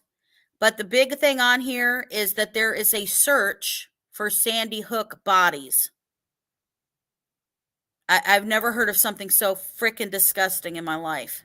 Exactly. So this is the thing I've been talking about, that this is the testimony during Keegan Kline's sentencing, but I thought it was important to focus on it here when they say it. Because so when I bring up about federal charges and that I think federal charges are coming because there are more involved, I know we have arrested more people who have been found as production. I know that. Right. During Kegan Kline's sentencing on July 27th, State Police Commander Christopher Cecil testified that Cecil did the forensic examinations of the electronic devices seized from Kline's home in 2017, but he claims he was not asked to analyze them until 2020. Cecil said he did a forensic exam on 7 devices, 5 phones, and a tablet and an iPod. So earlier there was the question about, did any of Tony's items get collected? No. Tony Klein had a phone and they didn't take it. Tony Klein had a laptop and they didn't take it. They took the 5 phones we've listed and the iPod and the tablet. So they talk about the 5 phones, the tablet, the iPod. Cecil testifies that Kline's devices had several social media apps and had profiles of Emily Ann and Anthony Shantz. Cecil claims that Emily Ann profile targeted girls 12 to 18 years old. The profile would then direct the girls to Kline's real social media profile and would ask, "Would you have sex with my dad?" The victims of Emily Ann account were from all over the country. Yep. That makes it federal. Right there, guys. That Mhm. absolutely makes it federal. Cecil testified that Anthony Shott's catfish profile was on Instagram and Snapchat. Kline's internet searches included child pornography terms. Cecil claims investigators were able to identify 6 or 7 underage female victims of Kline's crimes among the more than 100 sexual photos of his devices. Let me say this. They had not, at this time, at this point, when they first did that, they had not identified all of the victims. Keegan claimed to have 15 that he knew of, in those 100. That also why I'm telling you it would be federally engaged, because when they find that, the only people who are capable of identifying victims in CSAM to try to protect and help those kids is going to be the National Center of Missing and Exploited Children, along with the FBI. And they have an urgency on that if they think a child is hurt and being still hurt. When questioned by the defense, Cecil said there was no evidence Klein ever paid for photos or even met anyone in person that he messaged online. Okay, so they're saying here they don't have any evidence that he did that. The other point to say about that he never paid, that's because he is a broke bastard. He doesn't have any money. He doesn't work. He hasn't worked his whole life. He dropped out of high school. He doesn't have a driver's license. He literally says he's broke in the transcripts as well. Yeah. So he's not sending. Now, why do I also point that out? Because they talked about, and it's, I almost positive we have it in here, where that a Anthony Schatz, who likes Libby, supposedly, I don't know if it directly says, it may have, that money was sent to her. It says we have the money account going to her when they're in a conversation about Libby. Right. Now, the reason we bring that up is because, remember, if she thinks this is a guy or her boyfriend or whatever, his persona is how rich he is. He's got a Ferrari and a Lamborghini, all this kind of stuff. He's going to send her money. Well, Keegan doesn't have money to send her. So I think it was important for them to also talk about that he wasn't paying for photos. Indiana State Police Detective David Vito testified he began working on the Klein case in 2019. He testified Klein admitted to making the Anthony Schatz profile and receiving over 100 photos and 20 videos that were sexually explicit. Vito testified that Klein claimed, now I want you to look at that word, claimed. That word is big to me right there. Klein claimed he never shared images with his father. His father did not have access to his phone, and his father did not know much about social media. But you guys show how much he's posting, and he knows how to edit his shit, but he doesn't know anything about social media? Give me a break. Whatever.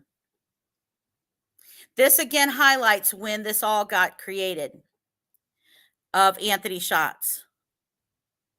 So 1 year prior to the Delphi murders, Instagram started and was created on July 20th of 2016. Snapchat was July 14th, 2016. The exact year before the girls are found. Also want to point out when they questioned Kegan Klein about this Vegas trip and what they were doing, he had claimed that this Vegas trip, they had planned it. It was for a year. They were planning it for a year, according to him.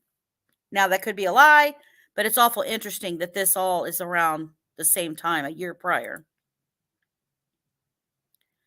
So, sex crime cases can be tried in both federal and local courts at the same time.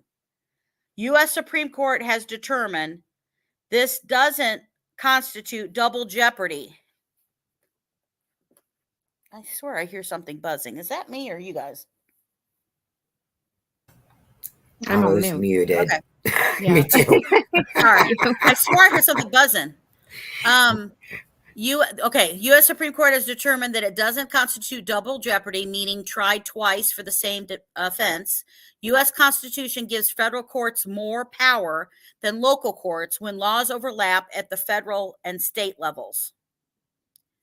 So, that's bright. All right. So when cases are moved to federal court, so I wanted to show this about, when they talk about what will usually constitute as a federal case.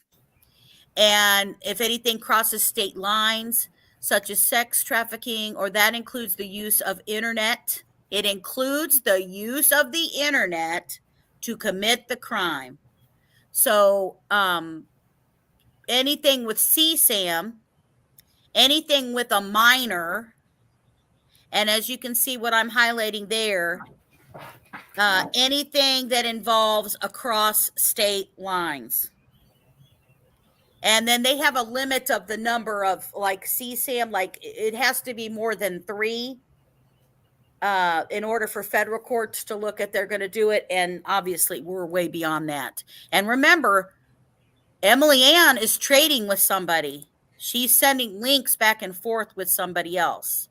And Emily Ann supposedly is trading links with a profile that's supposedly also another female.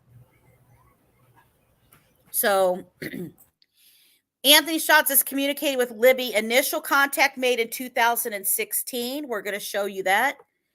There was a 4-day weekend off.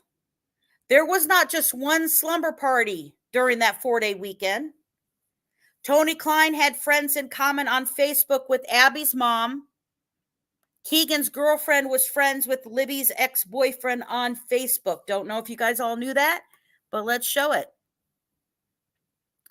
So Kegan Kline claimed during his polygraph that he started talking to Libby the 1st or 2nd of February. She's annoying. I didn't really, talk to her, blah, blah, blah, blah, blah. He's just basically claiming that he blocked her. Yeah. Yep. Yeah, exactly. She's annoying, so I blocked her. Well, blocked her from what? You had her on a bunch of different things, right? And so this is his claim. Well, here's the proof that that's not true. When he claims that he's only talking to the 1st or 2nd, well, Anthony Schatz liked this Instagram post of Libby's back on December 26th of 16, which was part of the other reasons that police believed he was grooming her. Now, they have all of the messages too, so. For everyone that follows the case, you would know as well that is the day before Libby's birthday. So that would have been the day before she turned 14. Yep. So she's 13 years old. Anthony Schatz, as you can see down here, already looks to be in communication with her. Exactly. Yep. So this talked about the communication with him. More than one person logged into the Anthony Schatz profile. Anthony Schatz profile responded to a friend of the girls stating he was supposed to meet her there, but she never showed up. Mm-hmm. So let's go into the 4-day weekend. I pulled this directly off of the comment, which was announcing the dates for the school year for Delphi Community Schools. And as you can see, based on the 2016-17 calendar, there was a no school or snow makeup day. So what that means for us, if you guys don't have that in the school systems or didn't grow up with it, is that if there's suddenly a bunch of days that was called in, although I will say now with internet learning, you know what I mean, home crap. But anyway, if it snows and they call and they cancel school and you can't go into school or whatever, and you miss too many days, then they schedule these in there that it could be a day you have to go to school. But if we don't have a bunch of winter days and that comes up, then it ends up to be a day off. So because of that reason, there was 4 days. So February 10th is a Friday. So they were off on Friday. They were off on Monday, the 13th. So we've got this. Now, remember what time frame was deleted from the phone? History. February 10th through the 15th. Because that communication was already going on when she was already off earlier. What do we know that happened on the 15th of February? Yes. The bridge guy image was released. but we weren't told where it came from. Right. So Yeah. I want to show you, this is a clip from, we're going to show 2 minutes here of It's really the good. interview with Mike and Becky Patty. And let me make sure I can click on this. Okay. So people go from one group to another and say this or this. Hold on. And let me make sure I got the right mark on this. Okay. So this was important, we thought, for you to actually hear from their own mouths about that being a 4-day weekend and listening to everything that Libby was doing that weekend, because it's more than here we go.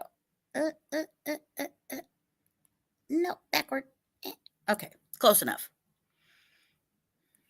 We have what they call built-in snow makeup days. And since it's snow days built into our schedule, but because the winter was such a mild winter, we didn't need those snow makeup days. So they make a call at the beginning of February. Okay, we didn't use those, so we've been to school more than what we had anticipated. So these are the days you get off. So we had 2 of them, 2 snow makeup days. They were out of school Friday and they were out of school Monday. Now, Friday, Libby spent the whole day with me.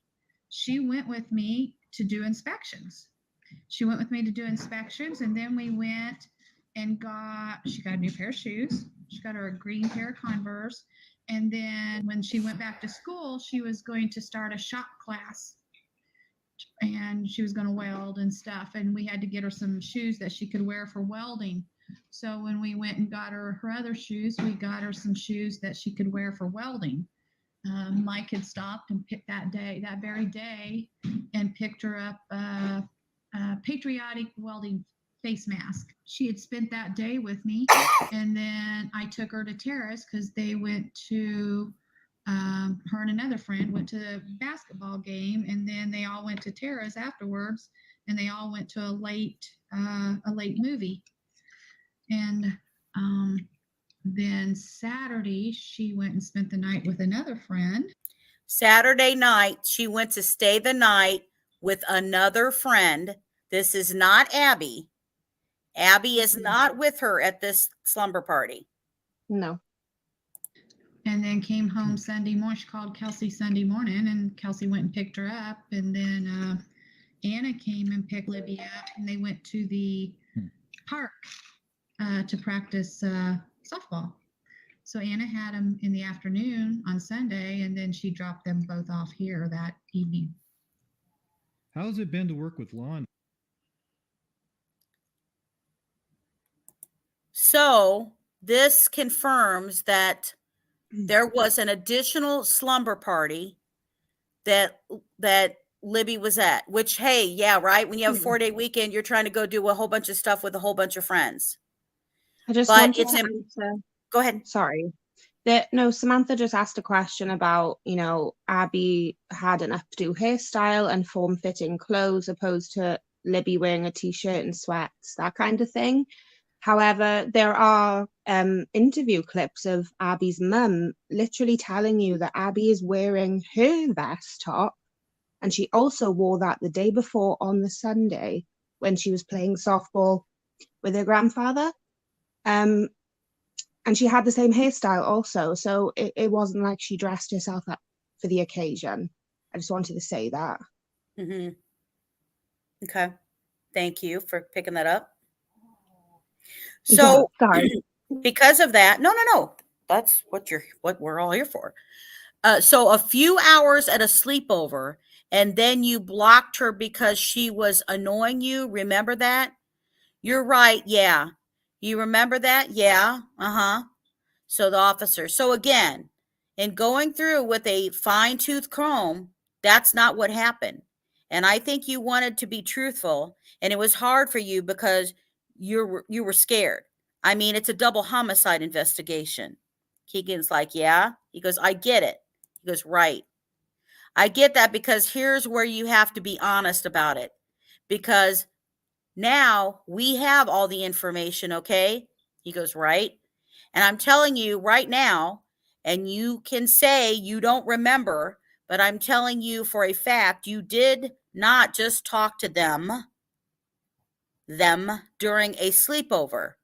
Okay? I'm telling you for a fact, you said, and I didn't exchange any pictures with them. You said I didn't exchange any pictures with them. I don't think I ever did. I'm telling you, that's a fact. You did, okay? Because the Anthony Shots persona, that fake account, and Keegan's like, right. He goes, the account you admitted making communicated with Liberty German on Snapchat, on Instagram. And like I said, it was not just for a couple hours. Okay, so we need to revisit that. It's like, right. And we need to clarify that, because right now what we have, and then what we can officially go with, is you saying that, but we all know for a fact it was a lie, okay? That what we know right now, because we have the data, you know, and again, I made the comment in the beginning, Snapchat thinks it all deletes. He's like, it doesn't, okay? So when do you think, how did you meet Liberty German? You didn't meet her in person, but how did you? I don't know. I literally don't know. It had to be on Instagram or something. Okay, it was on Instagram. And again, you tell me you don't know, because you have to know, because this needs to be cleared up. Something that's left, okay? Because we know through the records. So they talk about, this is about, you know, the kids dying. He goes, yeah, I didn't realize that at the time. And he's asking him, how do you not? He goes, because I talked to a ton of people. And like, once I realized, I was like, oh, whoa, what the fuck? He's like, when would you say that you realized that it was Liberty German, the girl that you were talking to, who was killed? I don't know. Probably, I mean, a little bit after, probably. I mean, probably after it happened, I saw her face and saw her name. Okay, and when you told investigators that you had never talked to anybody, yeah, I don't remember talking to her. I remember talking to one of her friends, though. This is a very important, this is why I highlighted these parts. So remember the multiple phones that are logging in at the same time. They're logging into the account. They know there's two different dialect going on between two different people. So Keegan is, now again, he can totally be lying, but Keegan is talking about this friend. He remembers this friend. Well, this friend turns out to be a friend who was at the first sleepover. And we know that because they end up saying this, and the details that come out as that friend as a witness. So he goes, I remember talking to one of her friends, I thought. You just said you remember talking to her. Well, that's what I remember, her being there, like with her friend, but I didn't remember ever talking to her. He goes, that's not what you said. Because you said you talked to, so you said, he goes, Keegan, I'm not here to argue with you, okay? I'm not here to lie to you either. Okay, well, I'm not here to lie either, says Keegan. But I'm telling you what you told investigators was you had talked to her the night of the sleepover. This is 3 years ago. I mean, I don't remember everything I told them. Isn't that funny? There's a big sign of a liar that's on everybody's radar. I don't remember what I told you 3 years ago. It's not, I don't remember the truth, or I don't remember. I just don't remember what I told you. He goes, why would I think about that? That was the most traumatic experience of my life. Being accused that he's killed people. So then we go into, they talk about he failed a polygraph. He's asking why lie. then he say, he's like, when you did this interview, he's pointing out to him, this was 2 weeks after it happened. He goes, why did you tell them that you only talked to her one night then? Because that's probably all I remember. He goes, remember in 2 weeks? I mean, like I said, I talked to hundreds of people. I don't remember talking to one girl. You know what I mean? That pisses me off reading that. You know what I mean? When he's like, just one girl. Just one girl. She goes, just one girl that got killed. You don't wouldn't remember. don't give a shit. Then Exactly. why care what happened? You said, I mean, it was so important. So, I mean, 2 little girls getting killed in a town that's right by me, and that person's out there somewhat. And one of the girls that got killed, you talked to, including the day of.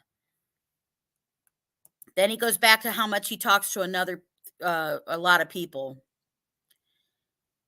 And he's trying to tell, I'm telling you the truth, whatever my, whether it's my,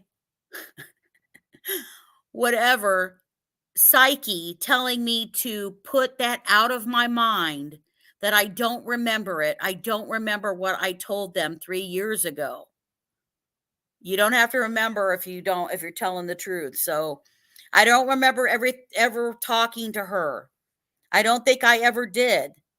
There's an image that you sent to her. It's in a Ferrari that says blank sports car or inaudible sports car. Yeah, because I have a Ferrari. He's being sarcastic. Well, Anthony Schatz did. And then you talk about the Ferrari. There's another one that you had that sent to her. I hate how long it takes for this to warm up. Ferrari. Wow, I didn't know Ferraris took a long time to warm up. Okay, like I would send this to everyone. Like a Ferrari. Yeah, like I would have a Ferrari. What do you mean? And then he's like, you're acting like I remember every little piece of every little you're acting like I remember every little piece of every little thing, every girl I've ever talked to. I forget even about the name until you said that 10 minutes ago. I forgot even about that. So Keegan Klein was not talking to Liberty German. Right. He says, he goes, Anthony Schatz was, right? Yeah, right. Yeah. Okay, Anthony Schatz was. See what I mean? That's just bullshit right there. So he's saying Keegan Klein didn't, but Anthony Schatz did. But he does, he's going to say he doesn't remember anything. He doesn't remember sending her images. So the images are the persona of Anthony Schatz, who is showing pictures of money, right? Showing pictures of all these different race cars and stuff like that. And there's going to be a part in here where we go into about cars. So when they're talking about, Anthony sending the images, and he says, no, I don't remember sending anything. I'm telling you right off the bat. And here's another one. So remember, while they're sitting there in this arrest and talking to him again about Delphi, though, that's a CSAM arrest, but they're talking about Delphi again. They are showing him images because you can tell by listening that he's got the computer up and he's showing him stuff. So he's like, oh, here's another one, a couple more actually. And then there's one sent specifically to her. It is bad that I'm super into you. Was sent to her. Like I would say to every one of those girls. I mean, it was the same thing with every one of those girls. So what you're telling me, you never sent her, or Anthony Schatz never sent her, because I don't remember ever sending her anything. Talking to her friend, you're like, I think you're going to catch me in a lie, and I'm not really trying to lie to you at all. So here he goes, where I knew they were at a sleepover because her friend was sending the pictures to me. This is first sleepover. So you're trying to catch me in a lie. We go through all of this again. He says you're lying because you don't remember it. And I'm telling you, you may not remember it, but it happened. It's like, okay, but it happened. Okay, yeah. So, like talking to Liberty German is a fact. Okay. Anthony Schatz communicated with Liberty German, and it's a fact. It wasn't just for a few hours at a sleepover.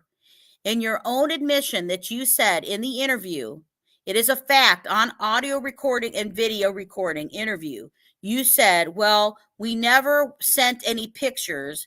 And then the very next couple sentences you said, well, I knew they were at a sleepover because they sent pictures to me. Keegan replies, yeah, she didn't. Her friend did. He goes, right. He goes, so you knew that they were there. You had said that you had sent a picture. I remember that specifically. Then he goes, including the day she went missing right before. And then you want to know, as you had communicated with her on that iPhone 5, was that your primary device? So they're trying to ask him again about that device. So then we've got here at 8 a.m. on February 13th, 2 different phones are logging into the same Anthony Schatz account, Snapchat, at the Klein home in Peru. So they go talking to him again about the devices, and they tell him about this, that they had been logged in a little bit earlier, and then they would have been at 8 o'clock in the morning at your house, blank, okay, where you and your dad lived, 2 separate devices. See the numbers here? He shows them the telephone numbers. At the same time, log in, log out, log in, log out. One device, log in, log out. All within minutes of each other to the same Anthony Snapchat account. What 2 devices were these? And it goes, that's a fact. Then he's sitting here asking, like, he doesn't know. Then he's like, I had a Samsung Galaxy, blah, blah, blah, blah, blah. So, of the 2 separate phones are logged in at the same time. One is talking to the friend of Libby, who Keegan remembers, which is during the first sleepover. So he's claiming he doesn't know what conversation's going on whatsoever between Anthony Schatz and Libby. So then the second phone that's logged in, is that the Anthony Schatz who's talking to Libby and makes the plans to meet with her, right? Yeah, and I love the quote that I wrote down here as well. I'm not sure if I don't think it's in this piece, but they do say, why are you protecting someone else? Yep. And he says, you think I know who killed them? And they say, absolutely. And you know why we think that. Mm-hmm. Yeah. Right. He says, I mean, he would say he would log in and log out of his phones. He's trying to claim that he would do that so he could talk to more girls. Well, you can only carry on one conversation at a time. That doesn't mean that you have to have multiple phones all on at the same time. You could still do it. You know what I mean? It doesn't matter. If I'm logged in as somebody, I don't need to do, why would I go to another phone to log into the same exact account to communicate with somebody else? You don't have to do that. If I'm signed in as Justice Served Daily and I communicate with one person, I don't have to go log into a totally different phone to communicate with another person as Justice Served Daily. Right? That doesn't matter to them. So her friend, he remembers talking to the whole time. She states Anthony Schatz was meeting with Libby. This is the girl who knows it's in there. She's the one who's telling police she knows that Libby was going to meet with him. So when they addressed that with him, he said, so you had talked to one of her friends who had said to you, and then he goes, who was I talking to? He goes, that you were talking to. And then he replies back, oh, the whole time. He goes, absolutely correct. And he goes, and Keegan goes, that's who I remember.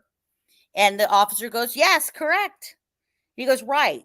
She said, did you hear about Liberty? You respond on Anthony Shots, oh my God, what happened? Mm. That's talking to someone about 2 girls that were missing and then wound up dead. He goes, right, I guess you're right. Yeah. Okay, same person or the girl that you were talking to says that Anthony Shots was meeting up with Liberty German. And he goes, that's the facts. Keegan, oh, a total lie, a total lie. So Anthony Shots, yeah, we were supposed to meet, but she never showed up. Why would he tell her that? And my thing from that is, so think about, we're still talking about the girl at the first slumber party. Mm-hmm. They were talking. So simultaneously, we've got Anthony Shots, who is going back and forth and is talking to Libby and is talking to the other girl, right? They're communicating back and forth. So then we've got, when this is going on, that same girl who knows Libby is trying to meet with Anthony Shots, which is, she thinks, a teenage boy who is cute, who says how much he's into her, who has been talking to her for months that we could prove, months, and she wants to finally meet him. And so why would, then you thought, because this was my first thought when I heard it, why would you be so stupid to put yourself out there and say, oh yeah, I was supposed to meet with her, but I didn't? Because he was creating the Anthony Shots alibi. Yep. He knew that first girl knew that going. So Keegan's like, I didn't send that to that girl. Right. But what else did he do? He also was the Anthony Shots account was messaging Libby's account after her murder. Right. Yep. Yep. We've got that coming up too. Yep. Mm-hmm. Yep. So that's when he says, same question of in the same question or conversation of the, oh my God, what happened? That's when Anthony Shots says, yeah, we were supposed to meet, but she never showed up. So it's during the same thing when she goes, oh my God, did you hear what happened? And he's pretending he doesn't know. Well, wait a minute. Why doesn't he know? Why is he not trying to communicate with her to find out why she didn't show up? Why isn't he even asking her, the friend, hey, I went to meet her and she didn't show up. What's going on? No, that none of that happened. And he goes, and he's like, oh, that's a lie. That's a damn lie. And the officer's like, how do you know? How can you? Because I know for a fact I did not ever talk to. So do you know?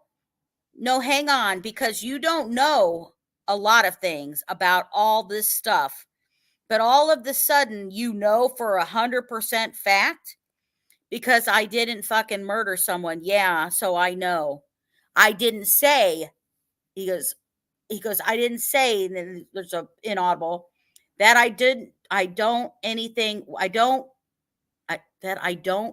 about what happened. It's bad when somebody can't talk and you have to read it.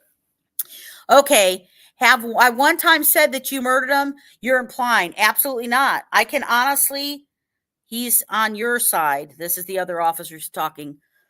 I can honestly sit here and I'm telling you, I do not believe that you killed Libby.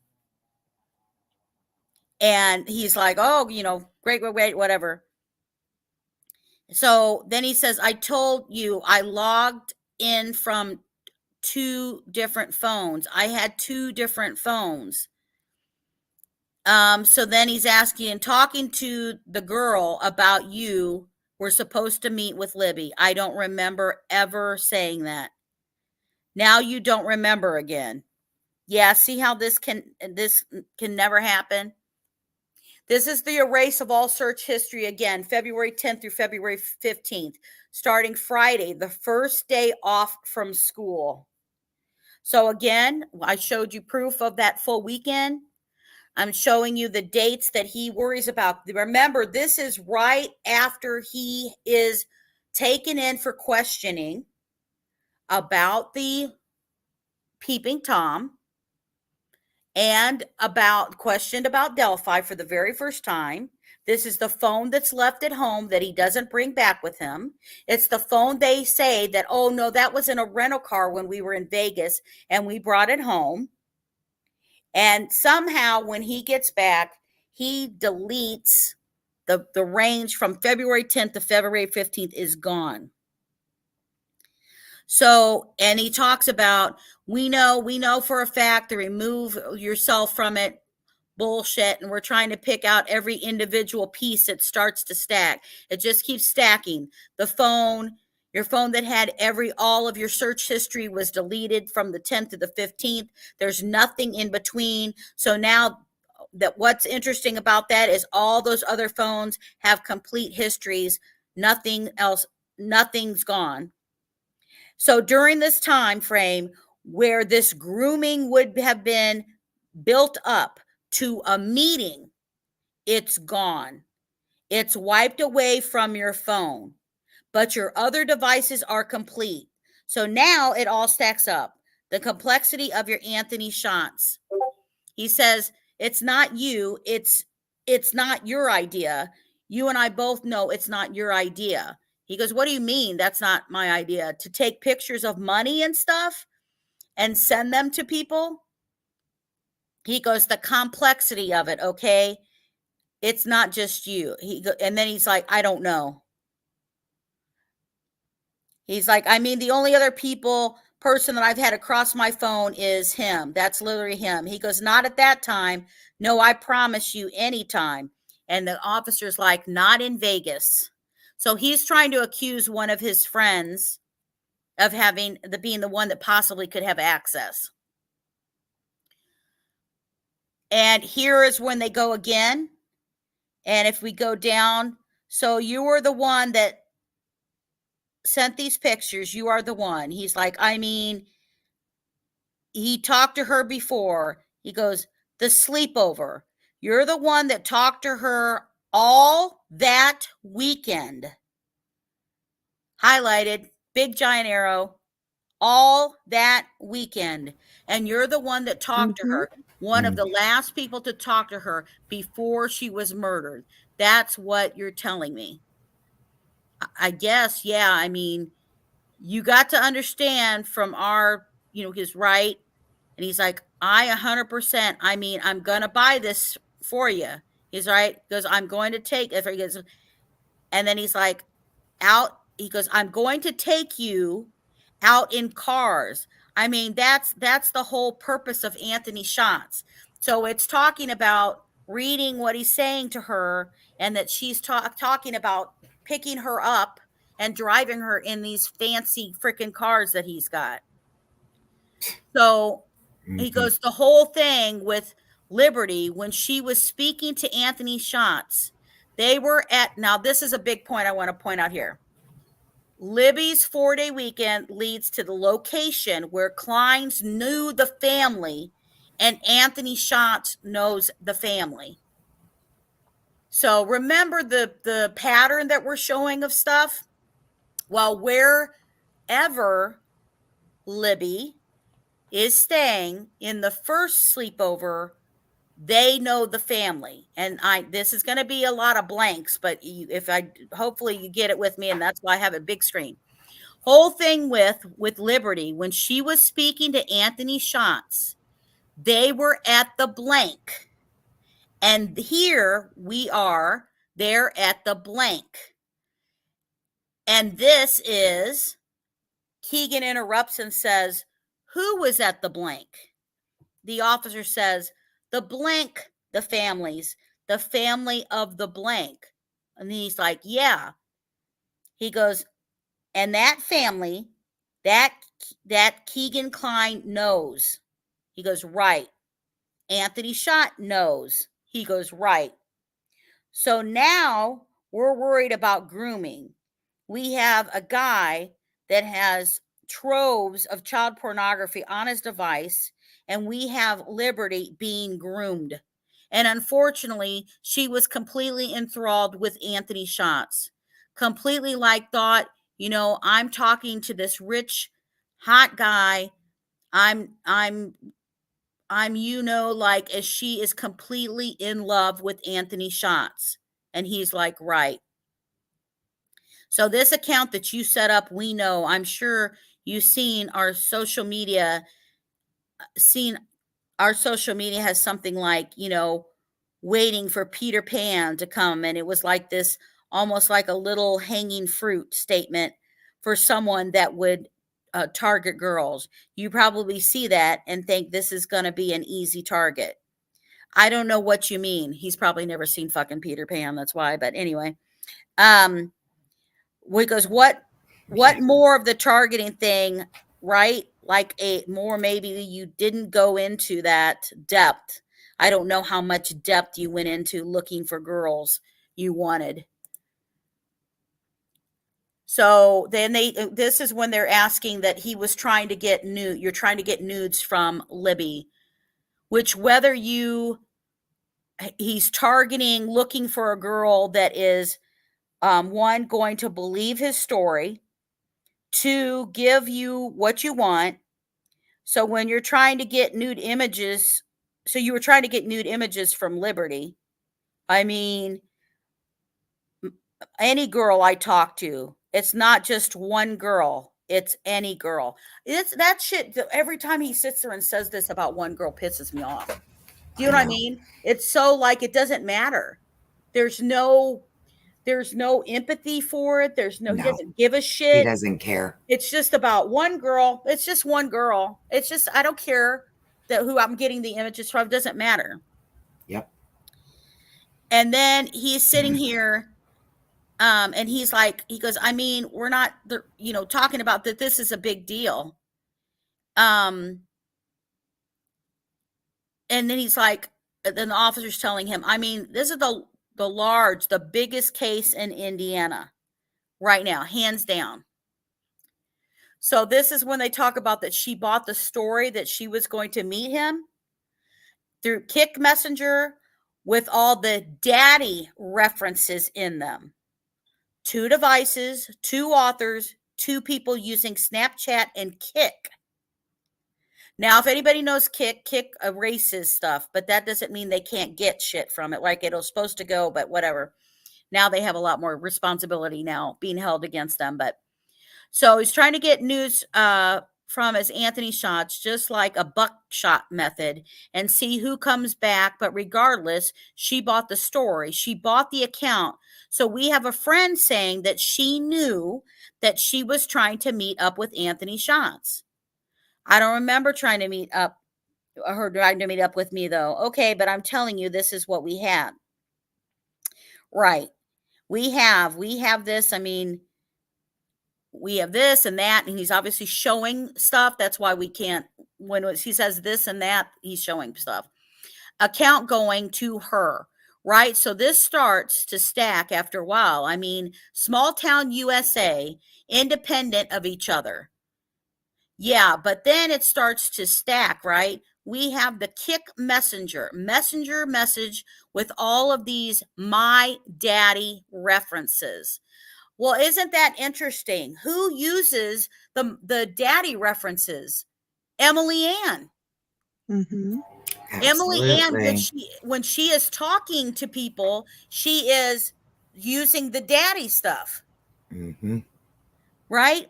So regardless of what you say, there are 2 different authors of those messages, regardless of what you say, right? They're not both you. They're both your devices. They're mixed, but their phrasing are different. It changes. It's not the same person. So we know we have multiple account logins, Snapchat. We have 2 different people using Kick. He's like, so he's like talking about, you need to think about this. He said that this is the first arrogant response from Keegan. Okay. So they think they're smart. And he thinks he's smart because this is the only answer that he feels extremely confident about, guys. And tell me if you're wrong. By the way, if you're just joining us, if you have any questions during it, please tag me, and Mama Bear or Paige will see it and they'll stop me and ask, because I can't see the screen while I'm going through all of these this information with you guys. So thank you for joining us. We're getting depth. We're leading up to some specific exclusive information that was obtained, that I obtained, so that I want to show you guys. All right, so in this part, he's getting pissed off, right? Keegan's like sitting here, and the officer is telling him he needs to think about stuff, and he needs to think about what he said, all this kind of stuff. And he goes, well, your phone does not line up with that, because he's telling him it's not lining up with what he said about being at home and all this. He goes, and again, that's another fact. You don't have to remember it. So Keegan says, okay, where was my phone, please, at? Please tell me. Where was my phone at? Please tell me. Smart ass. So it was at your residence, blah, blah, blah, all day, because I don't ever leave there. That's Keegan saying that. And then Keegan says, until when? He goes, your grandparents' house. So they are at, he says, somewhere near your grandparents' house, but you did not go to your grandparents' house. Then Keegan says something, and then he's like, where? And so-and-so's house.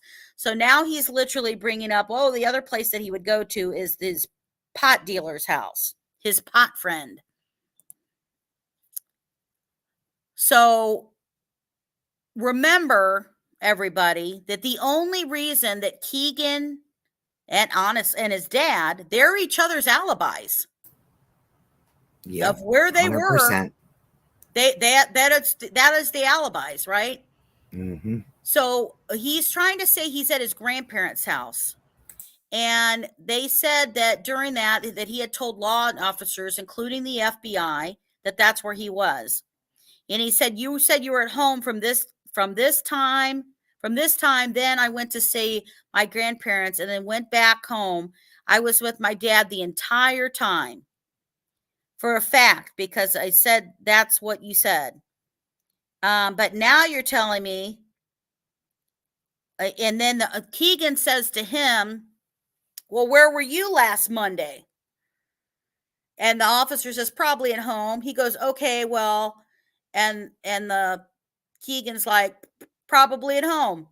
Officer says, but what I'm telling you, and then Keegan interrupts him. I mean, do you get what I'm saying, though? Like, no, I don't, says the officer. He goes, I mean, you don't? Okay. The officer's like, you trying to say something. He goes, okay, where were you Monday at 7:45? He's asking him again to be an arrogant ass.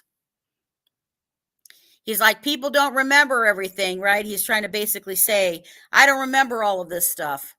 I don't remember what I was doing. And then he's like, he goes, don't you think I would know exactly where I was at? He goes, yes, that's what you told people. Exactly. But it was a lie. Okay, well, so where was my phone at? I told you it was at your house. Keegan goes, exactly. So how does he know his phone's at his house? He doesn't know where he's at, but he knows that when he tells him his phone is at the house, he knows that it's there. Well, guess what, guys? Because you leave that phone there and you take a burner with you somewhere. Then he's trying to say he's at Grandma and Grandpa's in Peru. Well, they tell him that's not true. He said, you're an address at Country Club Road and hooking to their Wi-Fi at the Country Club Road. Okay, well, I found a long time ago, way before I even had a channel. And I knew Mama Bear and Paige then for sure. And back then, I remember talking about it with you. I shared information that I found, again, I did a very deep search into the Klein's family, where they were from, back 6 and 7 generations. I even covered about that in the show as far as how far back they went in the area. And when I did, not very far away from Grandma and Grandpa's house, but right there in Peru, right there nearby on Country Club Road, is his cousin's house. So he's connected to the cousin's Wi-Fi. So I don't know if maybe Grandma and Grandpa don't have Wi-Fi, but for some reason he's hooked into it. And this is where they see that. And so they're asking, well, why would you tell investigators that you're at Grandma and Grandpa's house the whole time? And then he's like, he goes, well, so when he's saying about with your logic, then back then when you said that maybe you weren't with Dad all day then, right? He can't remember stuff, so maybe he wasn't with Dad all day. And then all of a sudden he goes, right. And he's like, yeah. I mean, I don't know. Yeah. I mean, I went to could be possible. Yeah. I mean, the only thing I ever left my dad was when I would go to Blanks, usually to get weed, and that's about it. They go But into also, this. how would he leave his dad and go to Blanks to get weed when he didn't have a car? Right. Yeah. Oh, I'm sure he was driving a car illegally. I have no doubt about that he would drive one if he had access to one. But so they were saying, by the way, do you look up at Grandma and Grandpa's house? Do you look up porn? Because they know on that phone it was looking up stuff. This is when they say, why are you protecting somewhere else? You think I know who killed them? They said, absolutely. Again, right before she dies, we have witness statements that talk to Anthony Schatz. So there is more than one person that knows she was going to meet up with Anthony Schatz. And he's like, she had a close circle of girlfriends, like quite a few of them. So I'm pretty sure she would have told a few. Yep. And they said she was meeting up, even to the point so far that she said Anthony Schatz told her that, when they said, oh my God, what happened, that he was supposed to meet her in there. So here's a girlfriend saying that again. I think trying to create an alibi for him to be like, oh, well, they were, but he told me they didn't. So blah, blah, blah. So then it goes and tells him what happened. And then Anthony Schatz says, well, again, I'm supposed to meet us. So let's focus on that one conversation of evidence we know is true. And it doesn't matter if you remember it or not. And then he's trying to say, he wasn't supposed to meet with nobody. Who else has access to this? And, did it go? No, there it goes. So then there's going, okay, so it's you who said that. I don't remember. So you're going to meet. She never shows up. Why would you say that? Why would I ever go meet someone? Exactly. Why would I meet somebody? No, I'm saying I probably said that, but what I'm saying is I would never go meet anyone. The girlfriend I have now, I wouldn't ever meet because I was like so nervous because of all the stuff that happened. I'm just like, I don't even know what that means, by the way, guys. So then did you get information to someone else? I mean, was there some sort of, I can see that happening. I mean, I can see you making a statement of, oh man, this girl wants to meet. She's going to the High Bridge today. And then whoever you told that. And he's like, went to the High Bridge that day. Then he's trying to claim he never would talk to anybody like that. And then why would you talk about her not showing up? Why would Anthony Schatz do this? I don't know anyone who did this. I don't know who looked in her window. So he's basically at that total point of, he's like, look, I don't know who did the Delphi, and I don't know who did the peeping Tom in Galveston. And by the way, I know I say Galveston because I think more of it in the South pronunciation than up here. So forgive me if Galveston gets mad.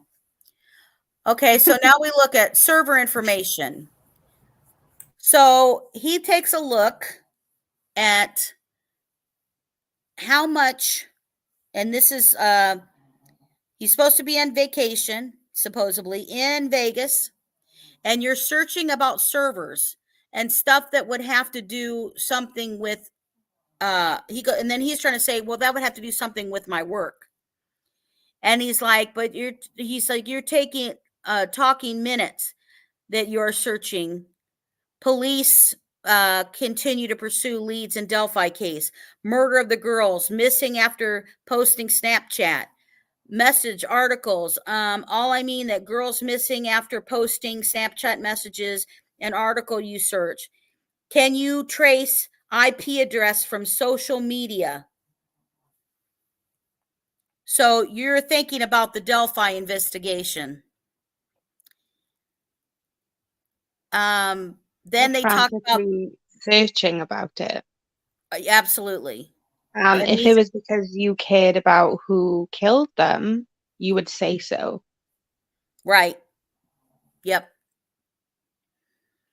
So they talk about the final interview person who's in the bus. You can see on here that when they first take him out of the house on February 25th, they put him in a bus that's just outside his residence. And they talk about the it's a female officer who talks to him, and he really comments in how motherly this person was. And here it says that you were interviewed by her in the bus and everything like that. One gets, and then he's talking about an officer he's accusing of getting in his face on the bus. And then there's like, well, he goes, he doesn't remember saying stuff to people. And then he's like, I'm talking about in here, not in the bus. And then he goes, he remembers what was in the room, but he doesn't remember what was in the bus. So the detective is like, you're contradicting yourself. He goes into the motherly comment. These are search terms before leaving for Vegas. Before.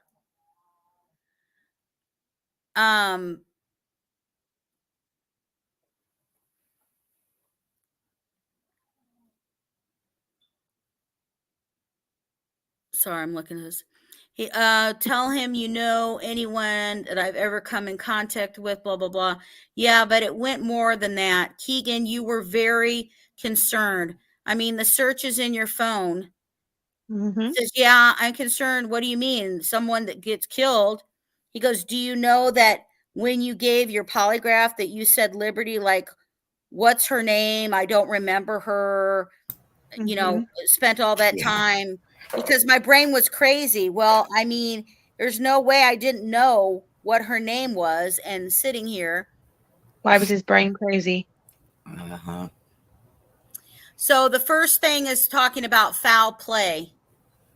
So it says, and then before the polygraph, I mean, you're looking up articles about it, and means you're, even before you guys went to Vegas, you guys are, foul play suspected. Foul play suspected. Another one, Delphi community concerned. So they're just flipping through stuff that they see. What's the other term before they leave for Las Vegas? Can law enforcement trace your IP address from social media? Well, that's kind of a... Maybe that's why they made some alterations on their social media. Exactly. 100%. They know they're going to look at it.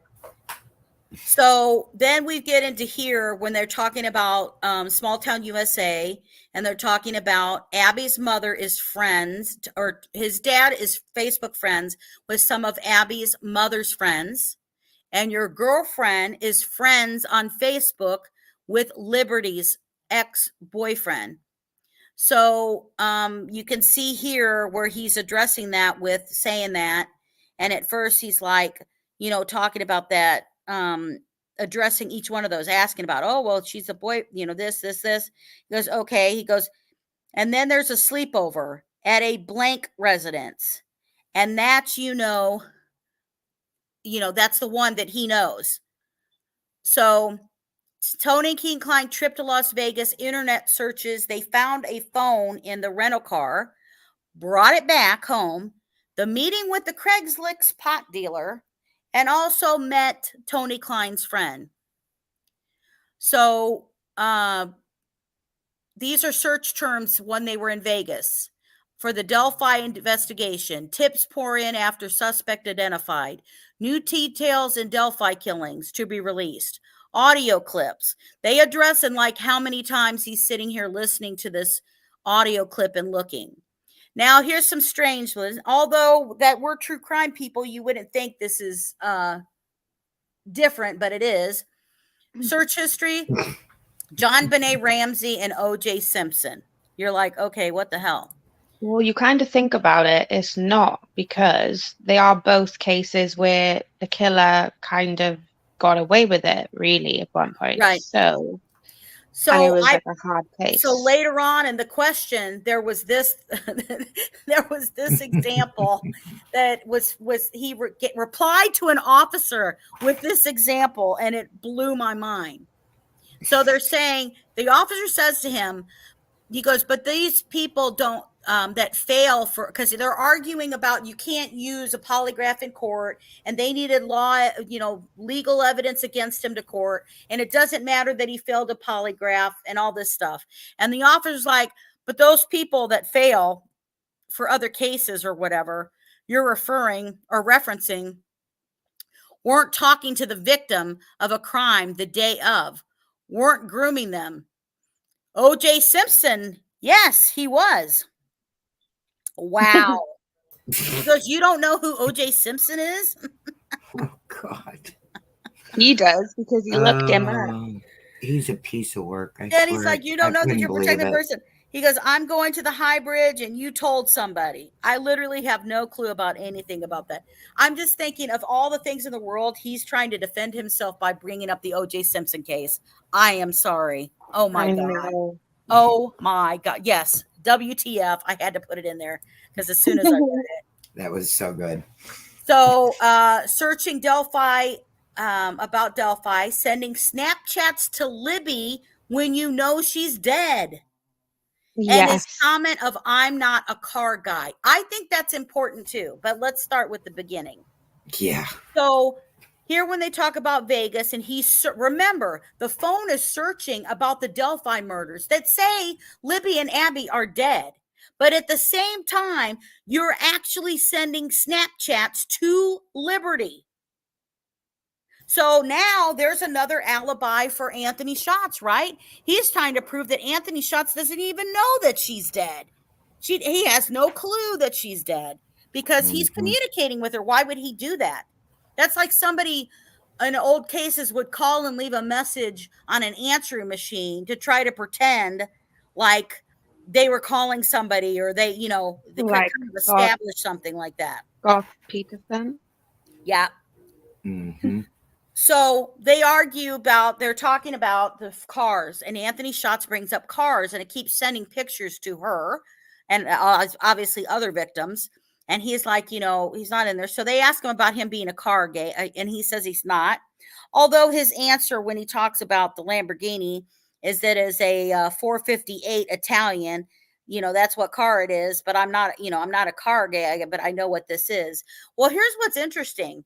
You know what? That is kind of pretty much also the other profile type of thing about Anthony Schatz.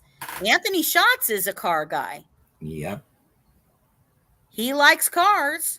Yes, he does. He likes expensive cars. He's always showing pictures and stuff that he's got of the cars. That's awful interesting. So this is where the claim is that they found the phone in their rental car in Vegas, which was used for searches and brought back. So they're trying to claim it wasn't even theirs. But they did go into the web history of that phone. So on that phone, there were searches for the Bunny Ranch. And we all know that they were trying to arrange quality father-son time by going to the Bunny Ranch together. Again, this is talking about for the searches, him denying, this is this big party you're supposed to be having in Vegas. And they ask him who was supposed to be there. And he's like, it's just, me and my dad. So during the interview, there was nonstop, we're searching for Delphi before and while in Vegas. You have been talking about it with other girls that knew Libby. So here in this, content and interview, that's what's going on, right? So when you gave a list of your friends twice, when they interviewed you, you omitted him. Now, this guy is his pot dealer. And at first he's talking, you guys would know him if you looked him up. He's a big pot dealer. My friend's a big time pot dealer. And then yet at the same time, he tells them, well, you guys have a waste of time if you're only going out of an ounce of pot. And he's like, oh, so he only buys the ounce of pot that he's selling you. So, so they bring up that. Then they ask about if he's ever, been arrested or whatever. And he's like, no, not. And which, by the way, I do know after that he was arrested along with a big group of his friends, including his father. So there was a bunch of group of pot selling people who were fathers and sons who were all doing it together. And that group was busted after Keegan said his shit and talked about his friend. So here, though, on this other side, they talk about and reveal to us that Kegan Kline had to provide twice to them a list of his friends. And they're bringing up here that his pot friend he happened to omit from the information. Then Keegan, who can't remember anything that's ever happened, then brings up, well, I'm sure you checked my phone and know the weed guy I met in Vegas. So he basically talks about, yeah, he's an idiot. He is such an idiot. So he talks about that. I'm sure you guys know about him, this guy that I talked to him about weed. And they do talk about why did he blow off his weed friend that was back here, and that he wasn't contacting him. He must have been trying to get a hold of him, and he wasn't. So when they come in, meeting with the Craigslist weed dealer, he talks about he only had so much time to find him, and basically there was the only weed guy he could find that he found on Craigslist. That's how he found him. And then they ask him about stuff. So supposedly he's trying to get weed from the guy he found on Craigslist because he's going to help his buddy out that gives him free weed because he's friends with him, and ask him to, he's going to try to find this product for him, supposedly. I met up with that guy. That's the only weed guy I could find on Craigslist. So here it is. They're asking him why he blew off his other friend. He's like, because I couldn't get the product. And then they ask him, well, are you scared? Like, why didn't he get to him? Mm-hmm. And then he brings up to the police. They ask him, because they were asking him, who did you guys meet up with anybody? So these are the two people they admitted. Weed Craigslist guy and one of his friend, Tony Kline's friends. And he's like, oh, I don't know his name. I don't know whatever. Now there is a friend. I'm going to say this very discreetly because I don't know what I feel comfortable in being able to tell all of it, but yeah. So there is a friend of Tony's that lived in Peru and that moved.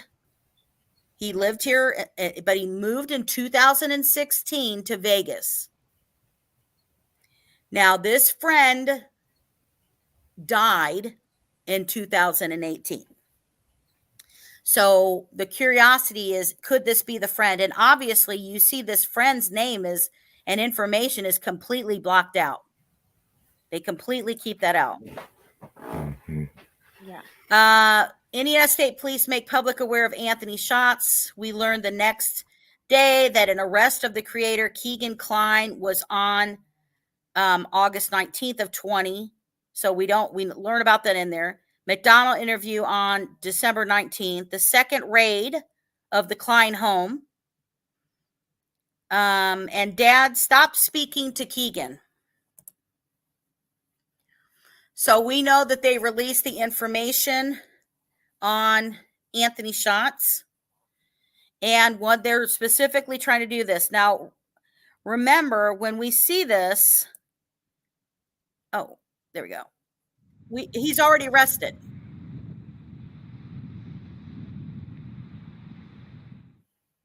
My name is Sergeant Jeremy Piers, the Public Information Officer with the Indiana State Police out of Lafayette Post. While investigating the murders of Abigail Williams and Liberty German, detectives with the Carroll County Sheriff's Office and the Indiana State Police have uncovered an online profile named Anthony Shots. This profile was being used from 2016 to 2017 on social media applications, including but not limited to Snapchat and Instagram. The fictitious Anthony Shots profile used images of a known male model and portrayed himself as being extremely wealthy and owning numerous sports cars. The creator of the fictitious profile used this information while communicating with juvenile females to solicit nude images, obtain their address. Hold on, I got to pause this for just 1 second to go back. I hope I can. Right. Yep. Let me do this. Nude images, obtain their address, and attempt to meet with them. Pictured on your screen, you'll see images of the known male attempt to meet with them. Obtain their let me go while back. There it communicating is. with juvenile female. This house is the Kline's house. Right here. And you can see where the picture's taken from. And some of the Room.com. But it's cut out. Well, I mean, it could be a vehicle like pictured inside, but obviously he's driving to the Kline's house is outside there. It's coming up to the Kline's home. Right. To solicit nude images, obtain their address, and attempt to meet with them. Pictured on your screen, you'll see images of the known male model and images of the fictitious profile sent to the underage females. We have already identified the male in these images that were used by Anthony Shots. The male in the photo is not the person of interest in the investigation. Detectives are seeking information about the person who created the Anthony Shots profile. Investigators would like any individual who communicated, met, or attempted to meet the Anthony Shots profile to contact law enforcement by utilizing the tip email, Abby and Libby tip at coshrf.com. Please provide as much information as you possibly can. For example, when you communicated with Anthony Shots, how you communicated with the profile, what social media applications the account used, and if Anthony Shots attempted to meet you or obtain your address. If you have saved images or conversations with Anthony Shots' profile, please attach them to your email. Again, if you have any information, please contact law enforcement by utilizing the tip email, Abby and Libby tip at coshrf.com.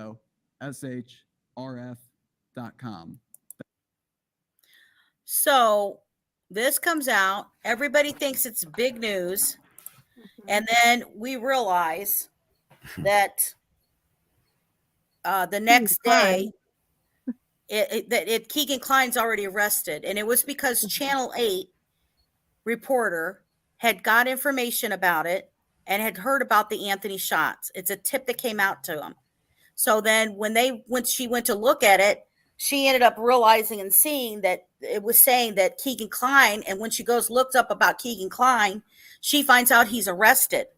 So they contact Indiana State Police, and when they tell Indiana State Police, they were going to release this information or whatever, then that's when suddenly we had that late announcement on December 6th. And then the very next day, then suddenly there's a news story saying, oh, guess what? By the way, we already have him arrested. Or do they? Right? Right? Of what it is. So even though the CSAM was already being solicited by Klein back in 2015, there's way earlier than that. We can't confirm that in there. It may be as early as 2011, but I'm just telling you. But we do know for certain we've got 2015 based on the Indiana State Police Internet Crimes Against Children using both Kegan and Emily Ann profile. Here's the profile. It was not created till February of 2017. Why? Why did they suddenly add another thing? Why did they need another one in addition to Emily Ann, right? And the other ones they had. Now they did a whole different one. Then it shows here. Remember I talked about the area code that was for Kegan showed LA. Well, guess what? Anthony Schatz says he's traveling and living in Los Angeles and New York as his business travel. So this is, and you know what? I'm not going to play this one, but this is just a response that they're asking for additional help and family after they learn of the Anthony Schatz. And they're shocked by it because at the beginning they were kind of being told that it had nothing to do with social media, but all of this did lead to that. So then we've got, we got to see his face at least once, I guess. But yeah, let's see him. Must we? Big flavor heading your way. Try Bob Evans' new Rancher Barbecue Beef. Oh, Bob Evans kind of sounds good. Sweet, creamy, and crispy. Barbecue. I feel like I'm being harassed completely. Did you have anything to do with the murders of Abby or Libby? Not at all. And I've gave up my DNA, a hair follicle test. I've done everything they wanted me to.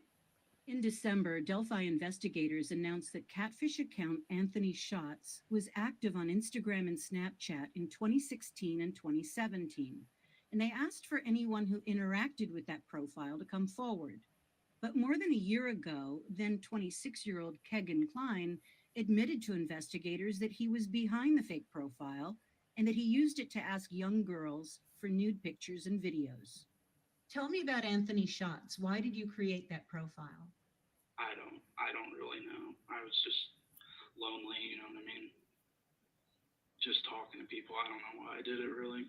And were you ever trying to meet these girls in real life that you were talking to? No, never. Just 11 days after the murders of Abby and Libby, task force investigators served a search warrant on the home that Kegan shared with his dad. At the time, the FBI told the Lafayette Journal and Courier they found nothing to indicate a connection to the Delphi case. Kegan's electronics were confiscated then, but he wasn't arrested until 3 years later. He's now facing 30 counts of child pornography and child solicitation in Miami County, Indiana, unrelated to the Delphi murders. He says, though, that Indiana State Police told him Anthony Schatz had been communicating with Libby before her murder. So why do you think investigators are putting so much focus on you right now? I have not a clue. I think it's because they said I was the last person to talk to her, is what they've told me. And then she shows up at the bridge and they're abducted and later found dead. Right. And that was not you? No, 100% not. Kegan says he has no memory or knowledge of communicating with Libby, and investigators haven't confirmed if what he says is true. Do you think you're going to be charged with anything related to Abby and Libby's murder? No, I don't. So the state police haven't threatened that? No.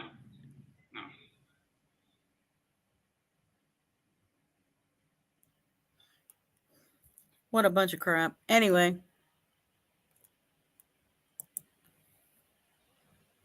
All right. So,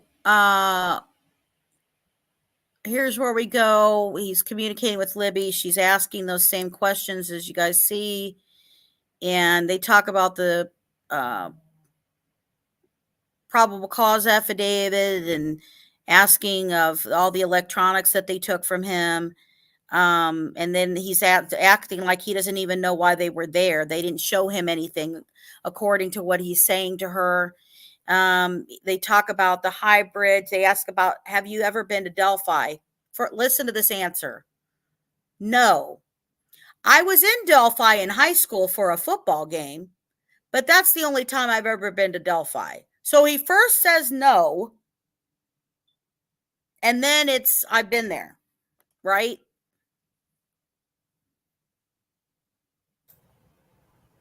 He can't keep his story straight. That's his biggest problem. So after that, we go, I thought I lost you guys there for a minute.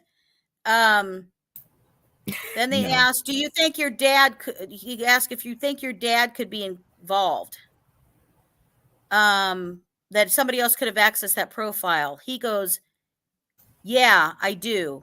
Do you think your dad could be involved? And no, to what, and what happened to Abby and Libby? No, because I was with him that day. So you were both at home in Peru, Indiana. Yeah. So you know that he didn't have anything to do with the murders, right? Right. But you think he may have been using the profile to talk to girls? Well, from my phone, yeah.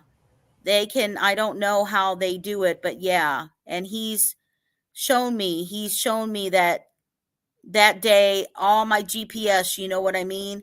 So basically he's showing that the GPS, he's trying to tell her the GPS shows him at home. We know, we just read that that's not what happened. He told them something totally different the first interview. The second interview, he's saying where he's at, and they're saying it doesn't match. And then now he's trying to say this to her.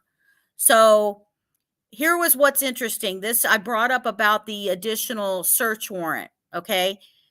Did you think the investigators are thinking that your dad could be involved in the murders? Well, I know about 2 Fridays ago, or it was like, I think it was 3 Fridays ago, they raided him. Now remember, Keegan's been in jail for over a year. They raided him. I'm not sure what it was about or what, but on the news, I saw them show the house and then his neighbor and talked to the police and said, they talked to the reporter and said there had been a raid. But I've tried to contact him and he won't contact me back. I don't know.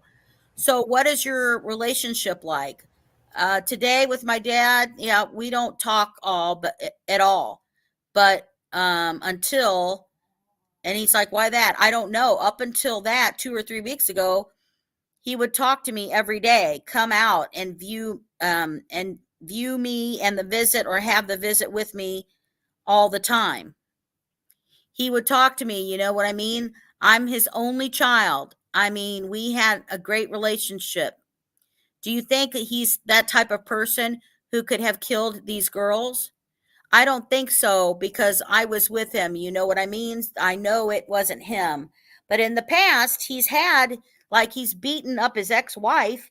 And I mean, he's held guns to us when we were kids. You know what I mean? Like, he's not really a great person. So he's violent.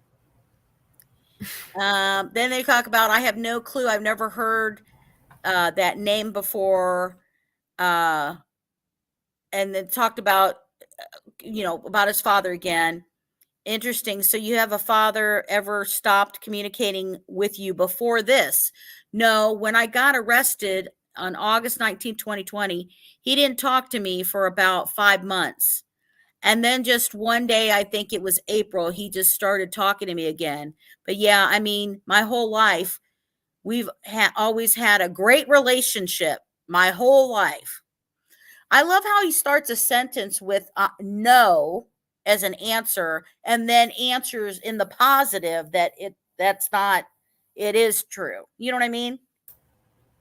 Yeah, they've had a great relationship his whole life, but right. Yeah, he just said before, he held guns up. It's a great relationship my whole life, besides when I was a kid. Yeah. A kid, yeah, that's Was he mean besides when you were a kid? What was he abusive? Yeah, real bad. In what way? Physical and emotional. A lot, pretty much emotional my whole life. But he's a great dad.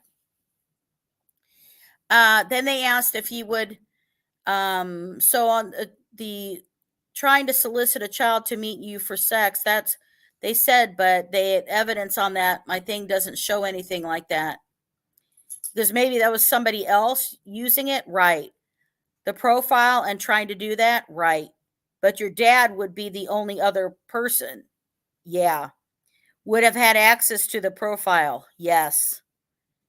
Really, I just texted him the other day and asked him, like, why are you believing everyone over your own son? You know what I mean? I don't get, he's mine. I'm his only son and daughter, and daughter. I don't know what that means. Or a child, like, it's what you're just giving me up over nothing.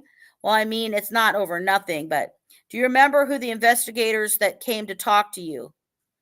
The one you mean last week? They basically had come back to him right on this about doing another polygraph on him right after they conducted this search warrant. So during the interview on December 9th, he is telling them, and there is video of them doing a search warrant. This is the time that a lot of people heard that they removed their dog. They took the dog from them.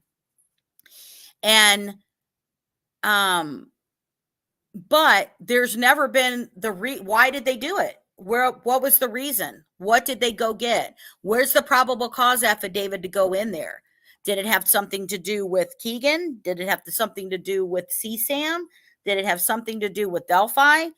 You know, then he talks about, you know, what he thinks everybody should know about him, and that, you know, his that he gave everything to the state police that they asked him, which, you know, from the other interview, really now all the other stuff, that's not true. He kind of had to. And he said, I was like, he was talking about the phone, when he came late with the phone, when he found it. Then they ask, you know, the dark things.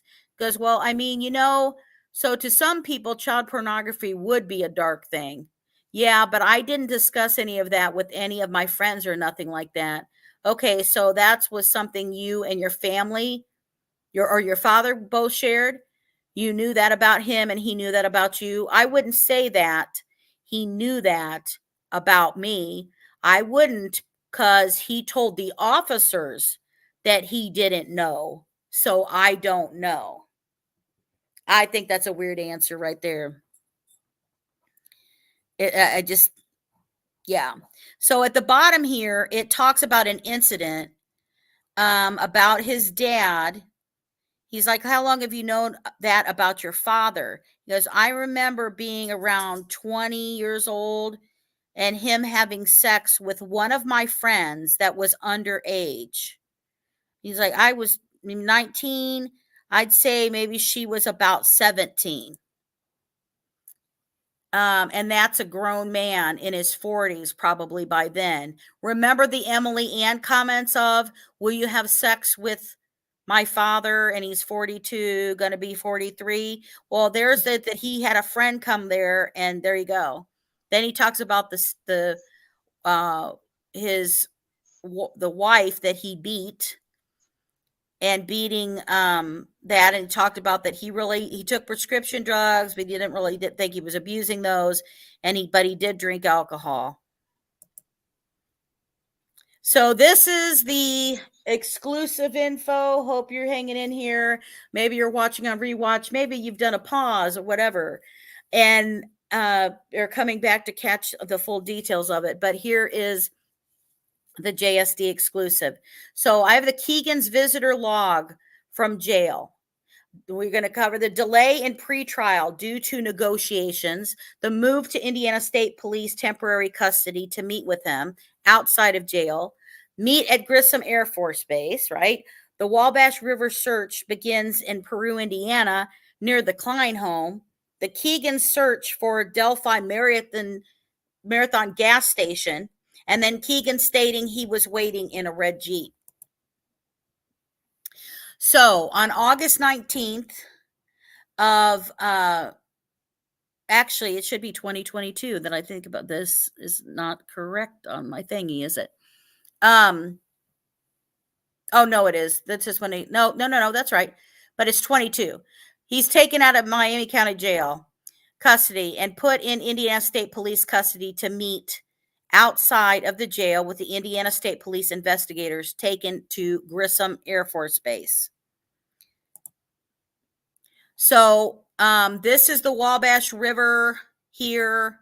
This is the Klein residence here. So you've got the Wabash River. So all of a sudden there is a Wabash River search in Peru near Tony and Kegan Kline's home. It begins. There is a tip that's actually given to the murder sheet, and they go out there and they take pictures. And so the Indiana State Police did not go on the record saying that, but we had sources who did tell us that it was Delphi related. Anya Kane said the search of the Wabash River in Peru started near the Nickel Plate Trail Bridge and extended west past US 31 Bridge, which is interesting because that can head towards the Kokomo area. So we go into this. They had dive team. They had metal detectors. They had flags going from everywhere from that. So what related to Keegan's CSAM plead case would lead to negotiations for the Indiana State Police to take him into temporary custody? There's nothing.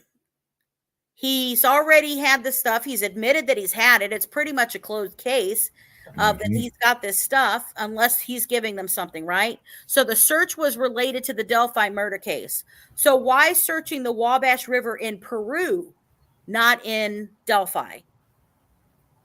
And remember, in the plea deal, you have to tell the whole truth and come clean, or the deal is completely off.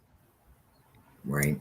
So we have a detective who makes a statement on an interview that he says that the search so soon after the investigation take custody of a defendant could indicate that information crucial to the case was exchanged.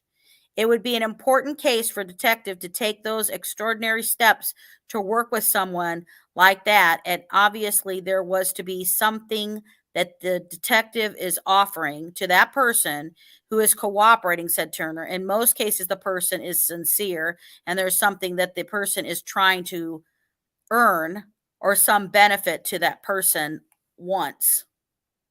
They don't need any help. They have him a bunch for CSAM, right? So here's the information that I shared. Now, a while back when I did do a video that talked about that I had applied for this information. I shared with you guys at the time back then. And that was in December of 2022. I had requested information from the Miami County Sheriff's Office of the visitation log for Kegan Kline while he was being held in Miami County Jail. And this would include the time frame before and during the water search. And it was denied. So I have the response of the letter and stuff back to me. And then it included this copy that talks about the deny. And then there was locked. All of a sudden, this was locked. Well, if it's CSAM related, why would there be you not share info? Why could you not see visitation? And I know this because there's been other stuff that had been released of other requests and stuff like that. And it didn't make sense that this would be denied. So I did go back and do another request for visitation log for Keegan Klein in Miami County Jail. And this time it had been approved. Now, if you listen to the murder sheet, you may have already heard them acknowledge that I had also shared this information with them, which they highlighted in one of their episodes. it's a cheat sheet. It covers a bunch of different stuff at the same time as how they word it. And they had different parts of the show were catfishing and conspiracies. And so while they were talking about that, as you can see, they acknowledged the show and they did a shout out to me for that show, for the information I shared with them as well for that episode. So you need to go listen to that. So here's the visitation log from July of 2022 to August 20th of 23. Mm-hmm. So if you're looking at this, so to the left, it shows this is all Miami County. And then you see that the inmate is Kegan Kline. And then you see my lovely face. Well, my lovely face is blocking a bar that's in the middle here that has the visitation. Now, most of this is one person. And if you go over to the right, these are the dates. Now, I'm not going to discuss this one person, although I would be willing to. I'll put it out there. But I want you to keep looking. So most of this, 97 visits, are from one particular person during this time. But here's the one that I want you to pay attention to. So around this time, we know that Keegan Klein and his attorneys reach out to the Indiana State Police to negotiate their case. But for some reason, right, this means that he's going to be moved into change custody hands from state police from Miami County to temporary custody to the Indiana State Police. And not only that, so they can't just go talk to him while he's in jail. Why would he have to leave? Okay, it is rumored that he went to the site to say something or show something, but I don't know that, so I can't say that. I'm just saying that's parts of rumor.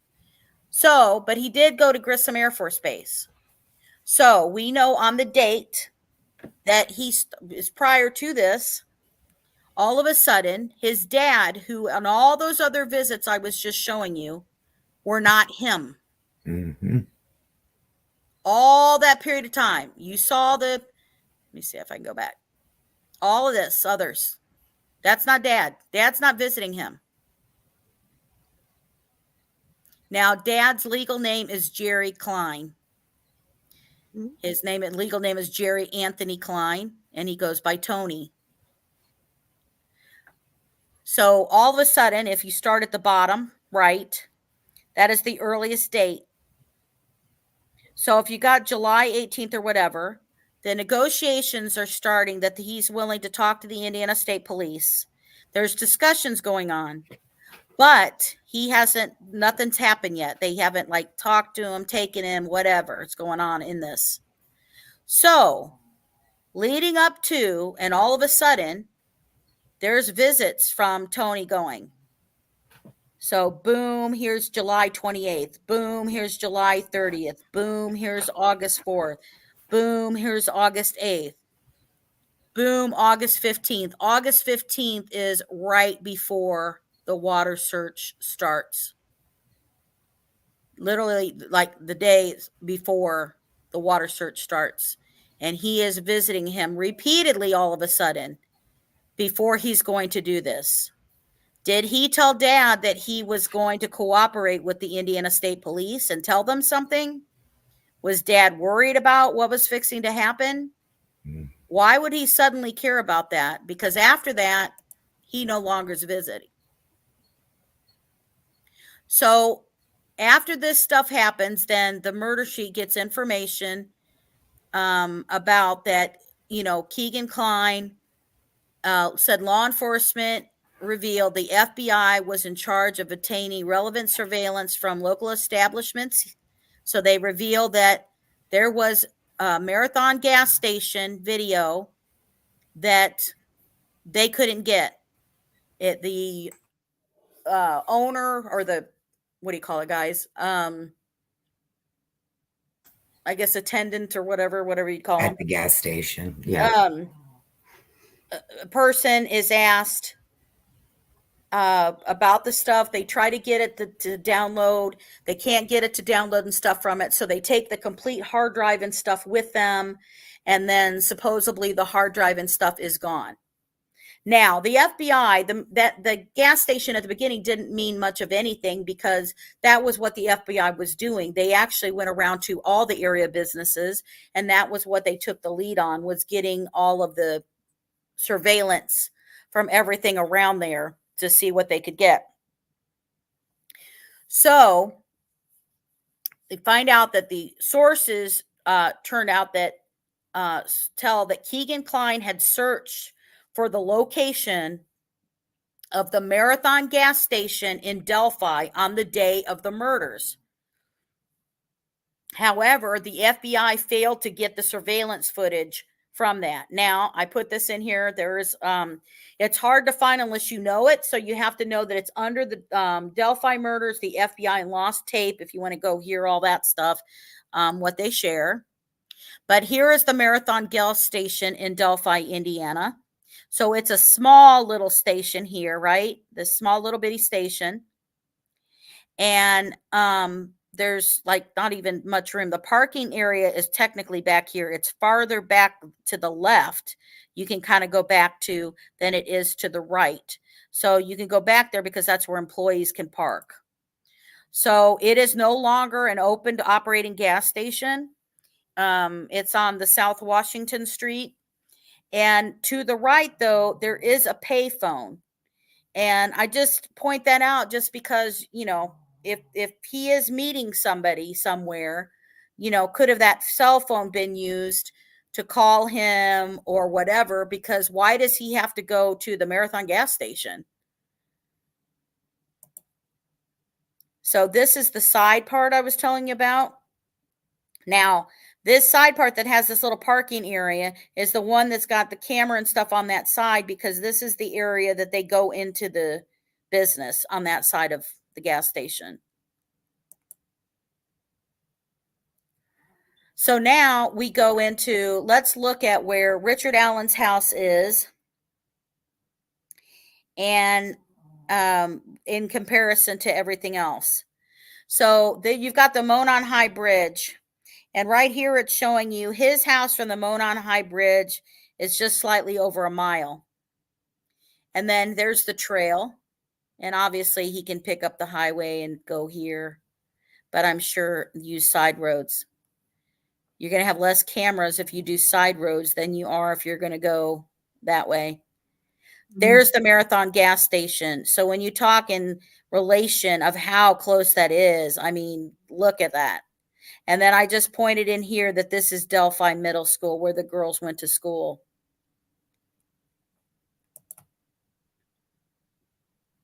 So on August 19th of, and I'm sorry again, I don't know why I want to keep putting 2023, of August 19th of 2022, during the negotiation, the transfer of custody of Kegan from Miami County Jail to temporary custody of Indiana State Police pretrial due to negotiations.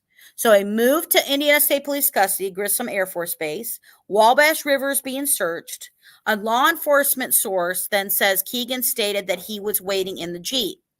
Now, simultaneously, while the 5-week Wabash River search was still taking place in Peru, Indiana, what we didn't know, or at the time, was that Richard Allen was found. So let me show you why. So, by the way, here's the red Jeep. That's from the social media. So, Richard Allen, it's kind of told in a couple different scenarios. Richard Allen found from tip narrative from Orion System on September 21st of 2022 by Detective Leggett. While the Wabash River is being searched. Later, they say it's due to clerical error. Then it's the FBI. The FBI comes back and denies that there's any clerical error. That's the first time that there's been a pushback that came from the FBI. They never came back and said anything about the camera and the lost thing or anything like that, but they did come back and say, no, this was not, that's not true. They followed what they were supposed to. Or was it a Kegan Kline tip?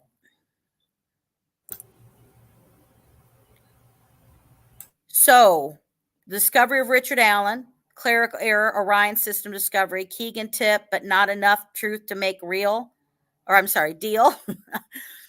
October 31st, 2022 press conference of Richard Allen arrest. Are there others involved? I'm not going to go there.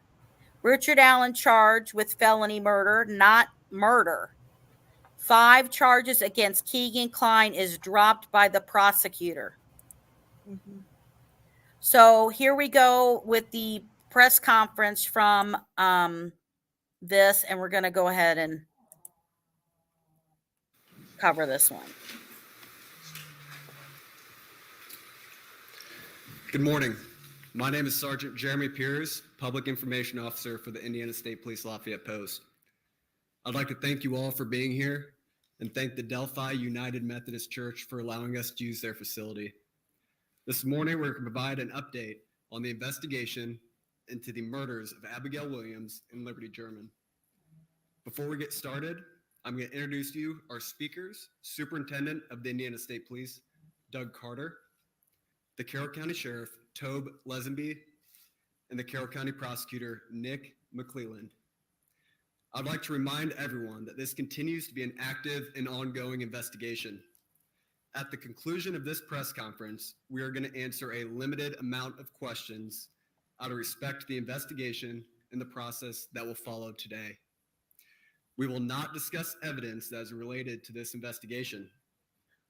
On behalf of the Delphi Double Homicide Task Force, thank you all for your continued support. I would now like to introduce to you our first speaker, Superintendent of the Indiana State Police, Doug Carter.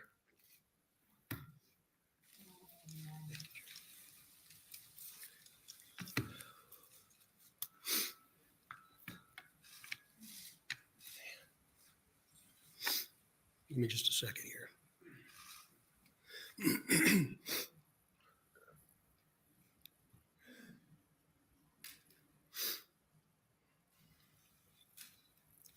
Seldom do I have prepared remarks, but today is different because I do not want there to be any confusion or ambiguity with what I will say. Today is not a day to celebrate,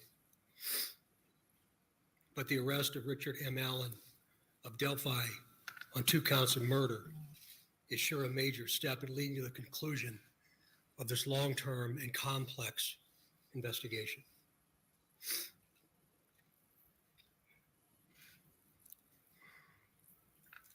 First, I'd like to speak directly to Anna, Mike, Becky, Kelsey, your extended families,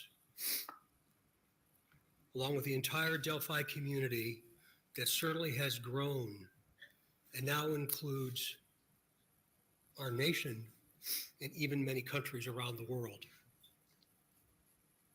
I am proud to report to you that today, actually last Friday, was the day. And an arrest has been made. Thanks to literally hundreds of media outlets that have been steadfast in reporting and keeping the memories of Abby and Libby front and center. Many of you in the room have developed relationships with me personally, and I always have a personal perspective, and today's no different. But from a very personal perspective, you all have provided inspiration and support, even while oftentimes frustrated with us and me. You continue to encourage the efforts, and you too believe that one day we would all be here participating and sharing this news. To the entire law enforcement community, which includes all local, state, and federal agencies, which are far too many to specifically mention today, thank you, thank you, thank you. We are going to continue a very methodical and committed approach to ensure that if any other person had any involvement in these murders, in any way, that person or persons will be held accountable. I think that's key right there. That it's showing that it's not done. Any involvement in any sort of way, Often done. they're going to be held accountable. That means we're not done. Since the murders of Abby and Libby, 2,086 days ago, the daily investigative team has worked tirelessly and is certainly worthy of mention today. Specifically, Sheriff Linsonby, the Sheriff of Carroll County, Detectives Tony Liggett, Detective retired Kevin Hammond, former Delphi chief and now the prosecutor's investigator Steve Mullins, State Police First Sergeant Jerry Holman, Detectives Jay Harper, Dave Vito, and Brian Harshman, along with members of the United States Marshal Service, specifically Agent Jeremy Clinton and Agent Bill Colfers. With them today is Dan McClain, the U.S. Marshal, appointed U.S. Marshal. Our state police analyst, our scientist from many different disciplines within our laboratory division, Mrs. Kathy Shank, for your incredible dedication to detail and to so many others that I know I've missed. I really believe that Abby and Libby would be proud of you for standing strong, even in the face of immense pressure and perpetual criticism. Some of these individuals have postponed retirement, passed on promotional opportunity, have dedicated personal time away from their families, given up nights, weekends, and holidays, all while in the pursuit of accountability for Abby and Libby.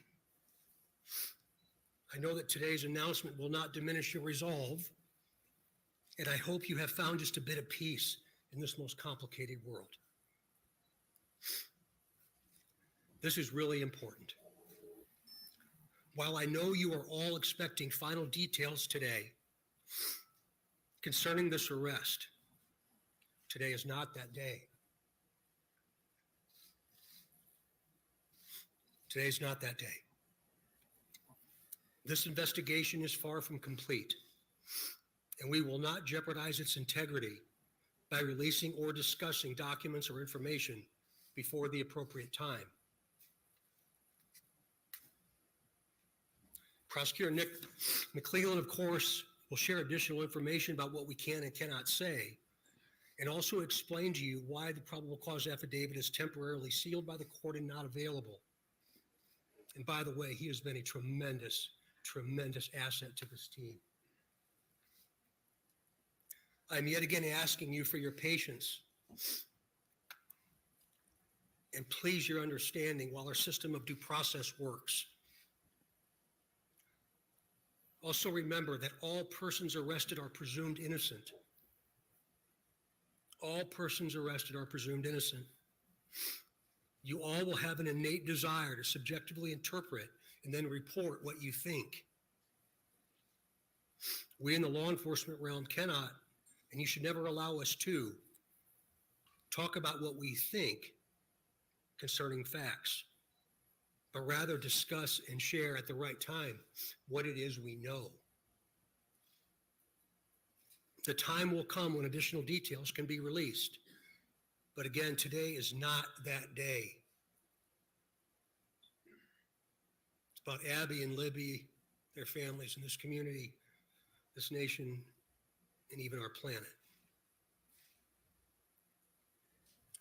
The prosecutor has been very clear with law enforcement about what his expectations are, about what can and cannot be released, shared, or discussed. So we will, of course, comply.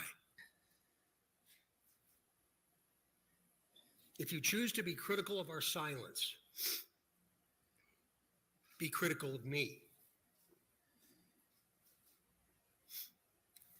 not the front line. These are the folks who have committed their entire lives to a successful conclusion. In other words, a guilty verdict. As we move to the next phase of this investigation, I will continue to offer all resources that the ISP has to not only the investigative team I anticipate growing, but also to Prosecutor McClellan as we prepare for the coming months. Again, Nick has been very resolute and very clear, and I'm most grateful for his leadership. And it's going to be really important as we move forward. Please continue offering tips that you would like to share. The many avenues to report will remain open and will be available to all. Please continue doing that. In closing, I stand before you in this church and very place where we held our first briefing nearly 6 years ago, and just hours after the murders of Abby and Libby. Right here.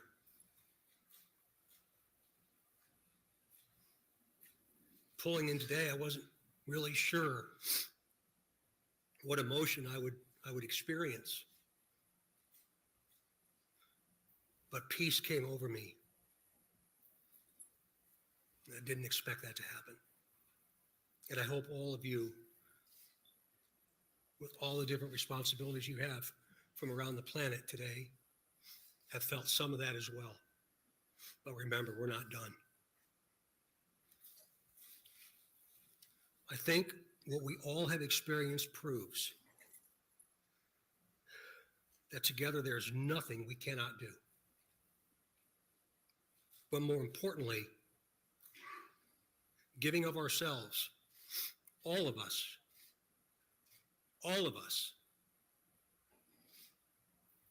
giving of ourselves matters more than what we could ever receive.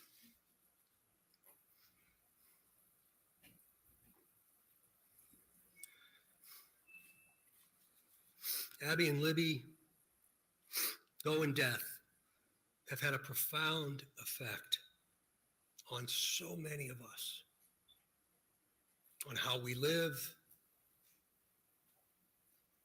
and as importantly, who we all should be. I would now like to introduce to you my friend and the Carroll County Sheriff, Tom Ledsby, for his remarks. Yeah, I'm done with him. Don't need to hear Lesenby. All right. So I will say that I remember that I was so excited to hear what the announcement was about this. I know, obviously, all of us were. We were like, oh my God, there's been an arrest. And then afterwards, though, I just didn't feel the satisfaction of like it was complete. Mm-hmm. And again, this is from his own Mr. word. Allen is the man on that bridge? The judge signed a probable cause affidavit for the arrest of him. I can't wait to tell the story, but today's not the day. When do you think you can tell that story? We're gonna let the courts decide. In other words, let them decide when they can release that PC. Well, and then even then, remember, even then, when the PC's released, due process is still a piece of all this puzzle. And this isn't over until it's over. And that's with the conviction of him. Are you confident this is your guy? The judge signed the probable cause affidavit for the arrest of Richard Allen for 2 counts of murder. Yes. Do you think there are other people involved? I'm not going to go there. There's still speculation out there that investigators should still continue to look, even though he's passed away, at Ron Logan, where the bodies were found. We're going to keep doing what we've done until there's nothing left for us to do. We're going to keep doing it. To kind of just reiterate, really. So that was on October 31st of 2022. Mm-hmm. So when we look at the timeline of when this all happened, and he's obviously saying we're not done, and he wants to get everybody involved, anybody involved whatsoever that played any role into it. But on November 1st, the next day, court documents are filed by the chief deputy prosecutor to dismiss 5 charges for insufficient evidence against Kegan Kline. And the interesting part of that is they were just CSAM related. And it was just stated that it was just insufficient evidence, but yet they had plenty of evidence of stuff that's in there, and that it happened around the same time frame was in there. So then we talk about the clerical error that supposedly led to this, right? If you guys haven't watched, I had a show that I did with Delphimurders and the live chat tip narrative from Orion for Richard Allen. And that we talked about that the DNR officer, Dan Dolan, was the one at the time who took that information from Richard Allen. So I want to bring you back to the probable cause affidavit. This shows that during the Wabash River water search is when on September 21st, so it's still going on when this happened. It had been going on already for over 4 weeks. That Detective Leggett was provided a tip narrative from Orion. The show I just showed you, I talk about what Orion is, how they use it, that anything and everything that large cases use, meaning state, federal, anybody whatsoever, big cases like that is grabbing all this information, putting it together, it goes into the Orion system. So it would be put in there. But ironically, on top of each other, September 21st, while the water search is going on, Liggett says he found this narrative from the Orion system. It came to him. And that it shows that this is the interview or the note, the narrative that Dan Dolan, the DNR lieutenant who spoke to Richard Allen, who came to him to tell him that he was there, that he was parked at the CPS building. He called it just the Farm Bureau building. That he witnessed 3 girls being there, and those girls witnessed him, right? They witnessed him back. And somehow this all happened at the same exact time. So here's the other thing to point out. If somebody wants to think that nobody else can be charged and this is it. The charges against Richard Allen are open to somebody else possibly being charged. Now, why is that? Because he was charged with felony murder. And that's alleging that he committed the killings while kidnapping the girls. Now, there hasn't been anything additional charged to him for kidnapping. But this is the difference. This is felony murder rule in Indiana. It's defined in Indiana as either the intentional killing of another person without justification or causing the death of someone while committing or attempting to commit a violent felony, regardless of intent to kill. That's their felony murder rule. The felony murder rule is a rule that allows the defendant to be charged with first-degree murder for a killing that occurs during a dangerous felony, even if the defendant is not the killer. So what's the difference between the murder charge and felony murder in Indiana? Murder is the most serious of the charges that you can face. Murder is the intentional killing of another person with malice and forethought. This means that a perpetrator had the intent to kill or acted with reckless disregard for human life. Felony murder occurs when someone commits a felony crime such as robbery or burglary and someone dies from its commission. Well, I added at the bottom here of the Indiana code down here of kidnapping, which is a felony. A person who knowingly or intentionally removes another person by fraud, enticement, force, or threat of force from one place to another commits kidnapping. except as provided in the subdivision, and it goes in here. So that is considered a level 6 felony, which would be they show the bridge guy taking the girls down the hill, which is automatically him in kidnapping, and we know that they end up deceased. So when we talk about that, that means he could be charged. Richard Allen was charged with this, referred to as the felony murder, indicating he could be charged with other felony charges, or he could have participated in the commission of the felony during which someone else committed the murders. While what the public knows now could seem to point to Richard Allen's only culpability, a wider view still allows for the possibility that Kegan Kline, aka Anthony Schatz, may somehow be involved. So as more and more of the puzzle pieces or tentacles, as they like to say, are in place, we will learn if the Delphi murder investigation started with the Anthony Schatz investigation. So this was reaction and stuff from them. This talks about also the Kegan Kline sentencing. 40 years is unusually high for a first-time offender for possession. Are federal charges coming? Why not charge with distribution of CSAM? Emily Ann 5 traded images with someone, and Keegan questioned about the Yellow app. File for appeal and the new attorney. Why move to Michigan City, Indiana prison? So Doug Carter, the man charged with the murders of Abigail Williams and Libby German, but detectives will continue to investigate anyone who may have a connection to the case. That includes Kegan Kline. He's locked up in Miami County facing 25 porn charges. This case is unlike any that I've seen in almost 40-year career, Superintendent Carter tells WIBC's Hammer and Nigel. There are so many different tentacles to this. It's very complex.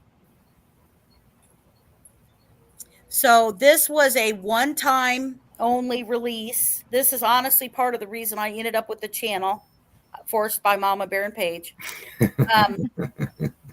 No, and not us. Because nobody was really looking into this. And if you guys have watched the show and stuff, by the way, this is like an Olympic show. I have never in my life.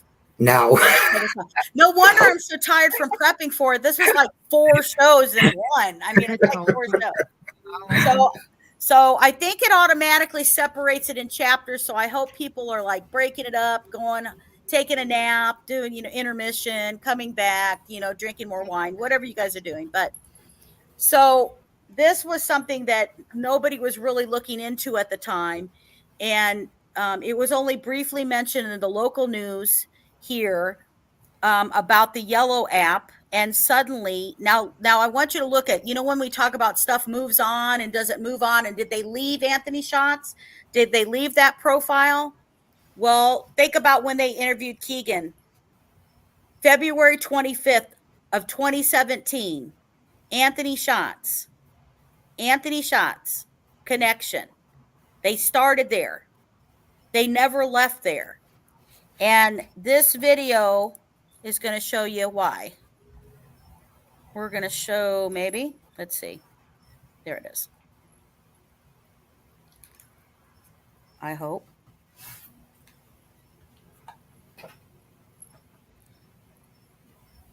Try Nature Valley Savory Nut Crunch Bars. Available in 3 flavors like everything bagel.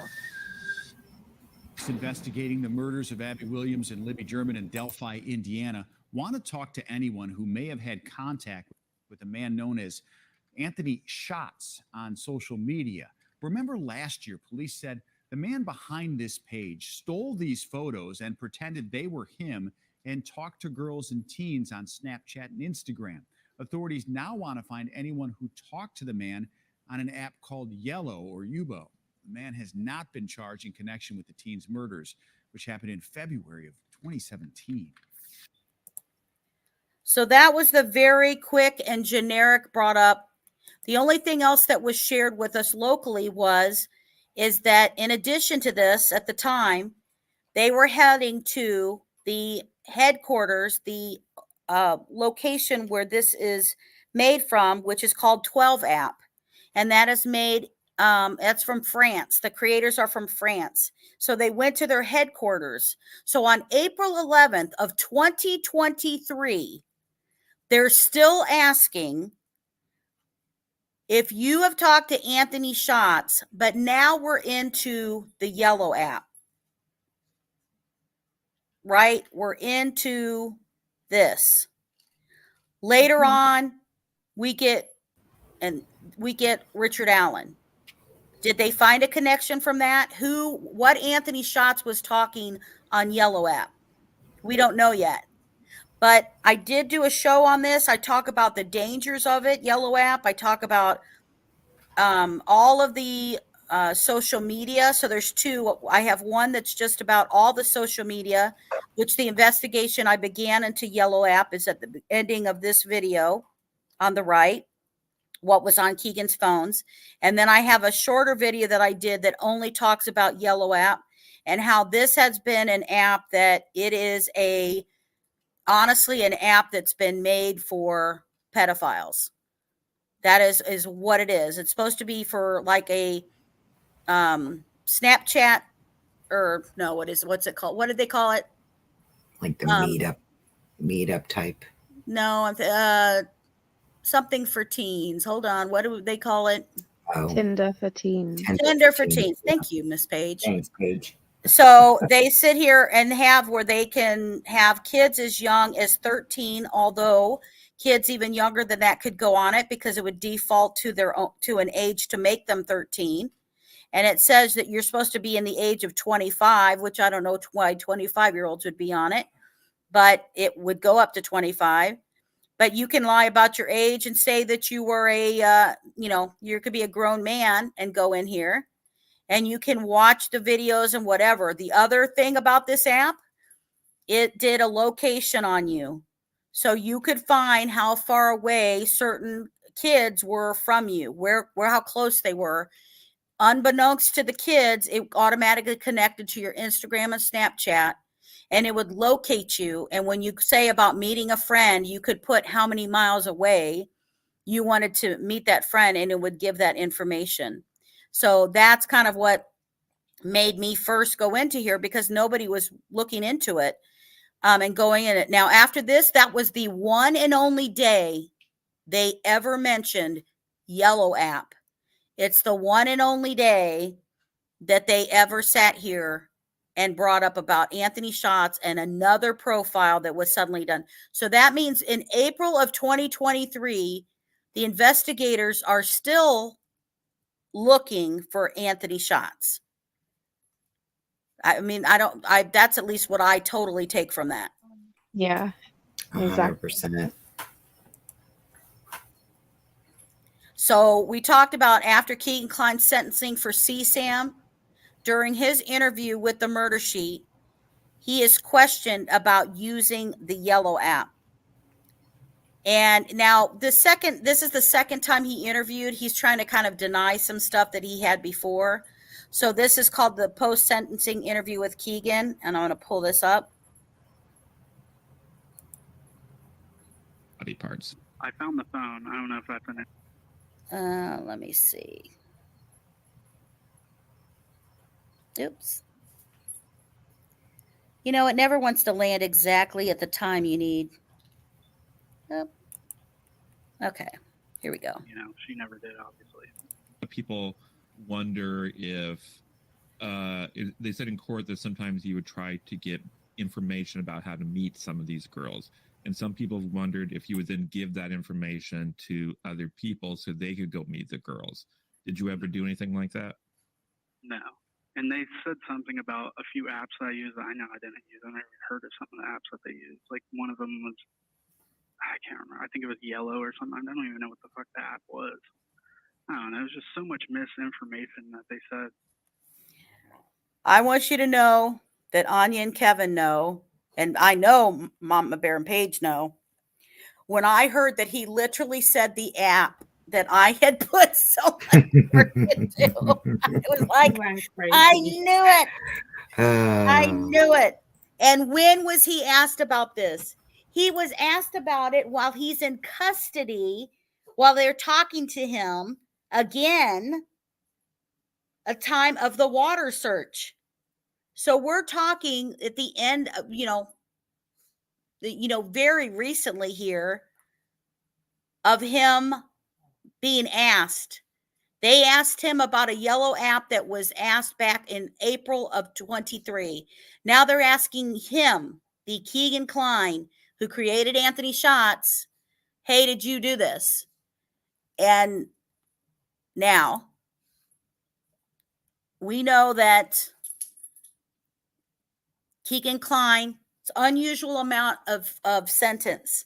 I'm not saying that he shouldn't get tons of stuff because he's a piece of shit, right? He deserves the time that he got. But because of all the CSAM and all the stuff that I cover and show you guys of people who are busted for it, a first-time offender with the CSAM that he had, and they identified only so many of his, he said only 15 victims, but that would be the ones that are in the state of Indiana. They haven't said how many's in the country. They're not talking about everything else that's going around in the country. Emily Ann was talking around the country. So Anthony Shots is sitting here. Remember, Emily Ann is trying to get all of her friends to have sex with her dad, her 40-something-year-old dad at the time. So Emily Ann's trying to set up a meeting, isn't she? Emily Ann is trying to get that. Emily Ann is setting up all across the country. Will you meet? Will you meet? So he gets the amount of time that he does, 40 years. And he cannot appeal the sentence. I'm sorry, he can't appeal the charges because he pled guilty to it. Right. But he can appeal the sentence. Well, he finally gets an attorney out of Michigan City. You guys probably saw that video and information that I posted when that all happened. But in addition to that, all of a sudden, he gets moved out of where he is in Wabash, where is exactly where all of a sudden that's where Richard Allen gets moved to. Was moved to. And, so then he all of a sudden finds out he's going to be moving. It's not because he requested it. It sounds like it's because somebody wanted him moved. So Michigan City has the death row prisoners of the state of Indiana in it. Now there is a lower level of people for that, but it's not a good place to have death row in there with you while this is going on. No. Bad place to be. So, wow. That was a lot. I think that was the longest one. Oh, absolutely. There's no way we've ever gone longer than that shit. There is no way. We have never gone. This is the longest. This was like an Olympic show. I predicted it before. It was a lot of work. It was a lot of work. Real quick, JSD, someone had asked earlier and wanted to just touch base on it real quick. Someone had asked about when Libby had reset her phone. And, just talking real quick about Libby posted on her Instagram. Right. So you know what? That was, oh crap. You know what? That isn't part of the, if you go, I think you can also find that in the Gray Use if you want to watch it live, the actual moms say about it. So there's a couple of things that we do know about it. Ladies, fill in of, whatever, because I'm about done of stuff. Well, she reset it the weekend before. Right. It was the week before. She had come to and talked to her mom and Tara, her aunt. And Paige, you also correct me if you remember any differently. that she supposedly she was saying that her phone was acting slow and all this kind of stuff. So she was asking about her phone being reset, and they thought, at the time, like, well, that's kind of, you're going to lose everything. You're going to end up losing everything if you do a factory reset. Right. And so they ended up doing that. I think the other thing to add is about the young man who was friends with Libby. Paige, you want to talk about that? The young man who got interviewed about trouble she was having the week before that as well. Right. So that would be the kind of Delphi Lost documentary. I don't know if anybody saw that. Fig Solves did share that documentary with us on the internet, on YouTube. But basically, in that documentary, a friend of Libby's is talked to, and he does state that she mentioned to him that someone on social media was bugging her, kind of like wouldn't leave her alone. Right. Yeah. And she was trying to get rid of him. Now that we're not saying that could be Anthony Shots, right? Because it could be that you're trying to do an alt account. Maybe there may be somebody's trying to communicate with her. And I'm just saying this. I don't know this. And I'm not even saying I think this. But let's say it's Kegan Kline trying to talk to her, or Emily Ann trying to talk to whoever it is, right? An alternate account other than Anthony Shots who's communicating with her. Although something could have happened that kind of bothered her. And that's the other reason that she, was like, hey, I don't want to. I need to get rid of this. I don't want stuff in it. Somebody sending me stuff or whatever. And that could be a reason why they did the reset as well. Yeah. So, Paige, I'll let you go for then that way you're talking for me. So out of all the stuff that we went back through, which was a lot of detail. And you know what, guys, I apologize how long this show is, but now it makes me figure out why the hell it took me so goddamn long to get the shit together, right? I'm like, damn, it took a long time, but we wanted to be very, very thorough. And yes, I'm anal retentive. I'll admit it on air for both of you guys, Mama Bear and Paige. I just tried to get all the crap together. No, although now I'm bothered that I had you. a 23 instead of a 22 someplace, but that's okay. That's all right. But what would you say are your big point things of the show we completely covered?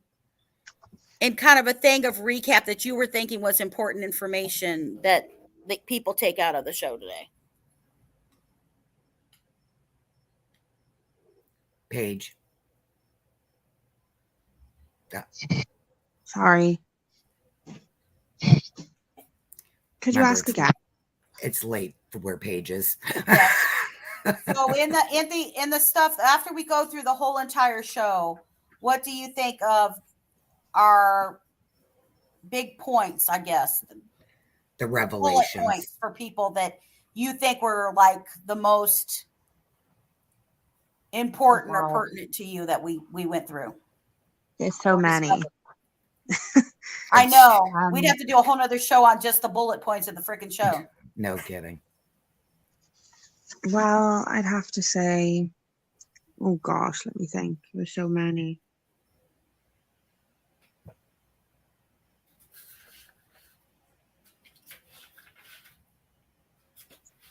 So obviously the transcripts that we went through with the police interviews, there's a lot of statements in there. You can't deny the connection he's got with Libby, the Anthony Shots account. You can't deny it. No. But also the mentions of his dad, he's mentioned quite a lot, questioned about him. And obviously the evidence that you found, JSD, as well, and was sent to you, of the logins and visitors of who went to see Kegan Klein, and the times line up with, his dad going to see him, line up with, where the river search is taking place. And as it starts, Tony Klein then disappears and doesn't go back. So yeah, And there's so then- many little points that Mhm. there's probably more. And Richard But yeah, Allen, honestly. that happens right afterwards. I mean, it's Yeah, just there's so yeah. many. Right, Richard Allen So found many. during the Wabash search. I mean, Mhm. we thought it happened close, but when you go back and literally look at the dates, that Richard Allen is found like basically while the Wabash River search is going on, right before it's over. He's Right. suddenly found, oh wow, there was an amazing Orion discovery, and then they're not even clear about what happened. And it was in the system the whole time, which everybody's like, are you kidding me? Right? We were like, what? Yep. You know, maybe he went in and said, you know, well, this is the person. This is the, you know, Yeah. this is the guy who did this or whatever. Who knows? But and then one thing we didn't bring up that I just thought of too was which is amazing because I don't know how we talked that long about it and then we don't know what we're bring up. But the other point to make is that when Keegan Klein is being charged for sentencing, who is in the courtroom? Oh, yes, Doug Carter. And he So was Doug not Carter, in uniform. out of uniform, is sitting in the courtroom to be there when Keegan Klein is getting sentenced. This doesn't have anything to do with Delphi, that sentencing. This doesn't have to, it's the CSAM charges, right? Just the CSAM charges that he had. Yep. You know, it's not a case he had to do. He doesn't show up in uniform. He is just personally there. I think means a lot, you know? Absolutely. What about you, Mama Bear? What things do you think that was kind of, we go back and saw and Again, I would just honestly reiterate the things that Paige did, truthfully, because, and even just going through it again just now through this show, it's like, you know, how many times do we go through this stuff? And you've seen it again at the show, and I just shaking my head. I just, you just can't, you know, you can't Yeah. believe everything once you put all of the pieces together, as I think as best Yeah. basically And as you again, did. in the police transcripts, like the way they say, like Libby was in love with Anthony Shot, she was enthralled with him. Mm-hmm. She was groomed. It's a literal quote from them. You know, you can't deny that either, and it can't just be a coincidence. No. And Hiawatha, I'm assuming I'm pronouncing that correctly. I hope I am. You know what? I would agree with that, but I think if he was showing up as the top cop in Indiana, he'd be in uniform. Yes, I agree with that. If he is showing up because of a purpose that he has to do for his duty, then Doug Carter's going to be there because he's in uniform, and he's going to be officially in uniform. I don't think he did that. I really feel like it was symbolic to like I'm still here. I'm still watching you. I'm not going away anytime soon. It's intimidation tactics. Mm-hmm. That's how I feel. My opinion. Yeah. I think there was a lot of stuff that when we went through, we reread everything back through it. It was like some of the stuff made way more sense from way back when we first went, saw it all to now. I think it connected a lot of dots. I think the epiphany to think about, when everybody first read the arrest transcripts, people were taking it that's like the first time he was being questioned about Delphi, and it wasn't. February 25th, it was CSAM that they end up finding out about him and what's going on, but it wasn't the focus. It was because that same Anthony Schatz is now trying to go, and what their worry was, meet up with another girl. He got the address of a girl, and all of a sudden she sees a man in a mask outside her door. If you're catching this later and weren't here earlier, I go through all of that, and that we had other incidents that had not been solved of Peeping Tom incidents that come from stuff that there's at least a Klein connection in that same community. Mm-hmm. And then you realize that they're not asking him and just playing games with him, where, cops can go in there and they try to get information on somebody, but that's not what they were doing. They had two things in front of him to check if he would lie. You said this to us back on February 25th, and you took a lie detector, and you were interviewed by the FBI back then. Now you leave. Now we have all your phone history. We know what you deleted before you went to Vegas, while you were in Vegas, and what you deleted when you got back home on February 25th, to know that he erased stuff from February 10th to February 15th. And to realize that he wasn't just starting, he talked to Libby for months. Anthony Schatz talked to Libby for months. We had showed that evidence. Yeah. But the difference is that we now know that there was the second slumber party. Yes. Meaning, let me take that wording back. The first slumber party, there were 2 slumber parties during that. The second slumber party was actually at Libby's house. Right. The first party on, because of that 4-day weekend that we showed you guys about in here, that he was already talking to her on the 10th. That's why the phone was back and deleted from the 10th to the 15th. Right. So he's already hiding that. He's already worried about that. And what else do we learn? That he goes home and searches for after he gets a DNA test. How long does DNA last? And even makes a comment to the officer about, well, what if there's no DNA on a body? You know, kind of like what that means. And he searches about it. Yep. Another thing, JSD, I'd like to point out too, and this is, I'm giving an accolade here to Paige, finding the information. And I'm sorry, it was, in my opinion, it was completely to establish an alibi, was her finding the fact that he made the changes to those Facebook posts. I thought that was amazing. Way to go, Paige. Thank you. You may gloat. Because what else can you say? You know. So. Yeah, I think that the I think the other stuff is to see what he's looking. I think the other stuff is to watch the patterns that we showed. I think the patterns to watch between the discussions, especially that was going on with Emily Ann. The Emily Ann focus was turning around and trying to say, hey, would you like to have sex with my 40-something-year-old dad? Yep. He's too much. Well, rescue all the dogs. God bless you if you're only 20 minutes behind. Because God love you all. Sending love. Yeah. Yes. Absolutely. Absolutely. Hey, I have a question for you, JSD, myself. Okay. Go. Sure. Go ahead. I want to hijack the show just for a moment. Okay. I'm going to take a nap. Oh, go ahead. No. Did you by chance see a package come in from your front door?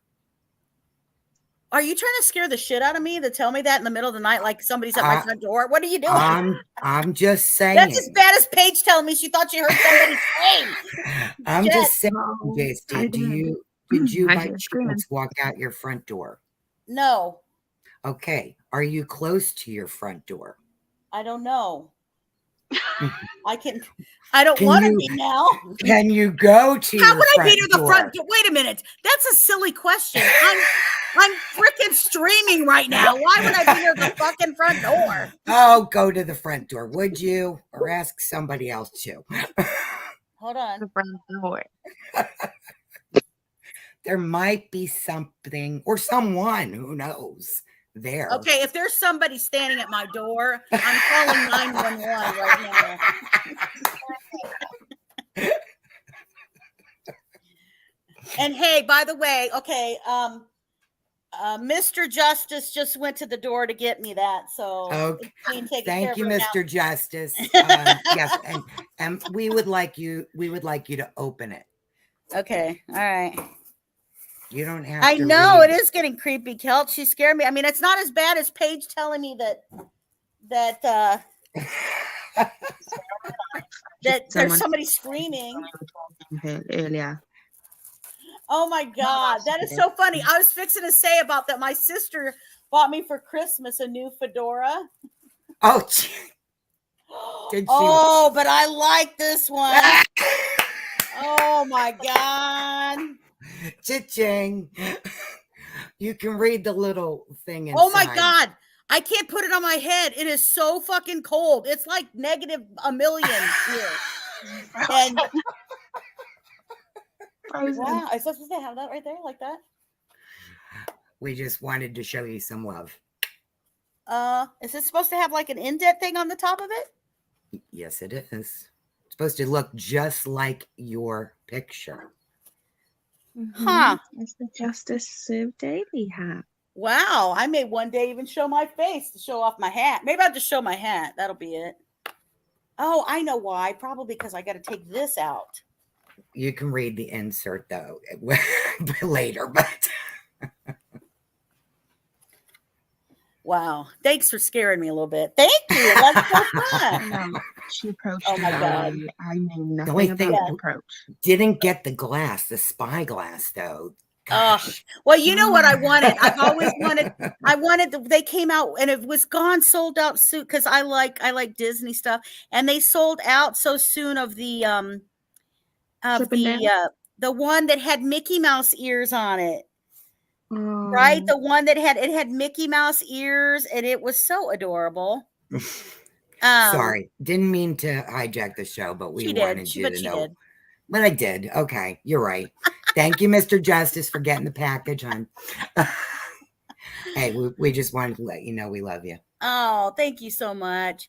I will say, I was sitting here going, these people are thinking I'm never going to finish this damn show. And even at this point, I was thinking I'm never going to finish this damn show because we were trying to put all this stuff together and then watch for new info and everything happening and trying to plug in stuff and things like that.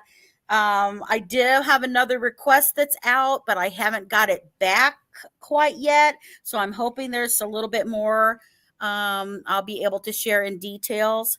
But we wanted to kind of go through all of that. And as you guys have watched the show, and I hope that everybody at least eventually gets to the ending, right? Maybe two or three watches. Maybe in a few days. Yeah, maybe a few days when you have time. Here's the thing. If you watch it and if you went through it, was there something that you saw in the video that you didn't know about before? Right? Or maybe now that you see it, you're like, there's something strange to you. Do you feel, and then I guess the biggest question to all of you is, do you feel Kegan Kline, and when I say Kegan Kline, please know, maybe I'll reword it. Anthony Schatz, in my opinion, is involved in the Delphi case. Yes. And I think that when you do the case, when you have all of it, and they have all the info and they got everything in there, I think part of it is just like any true crime we all watch, you have to know what was the motive and how did they make contact with the victim. And we know how many busts have been in Indiana since Anthony Schatz has been uncovered. Absolutely. Yes. And so I am going to be working, man. but thank God it's not going to be this long. I mean, man, now a CSAM prep won't be anything compared to how long this was. but I have one show I'm going to do particular that is just about the arrest of recent over these I'll put it in the last few months, that have suddenly come from people who are involved in the production of CSAM. There was a bunch of them that went boom, boom, boom, boom, boom.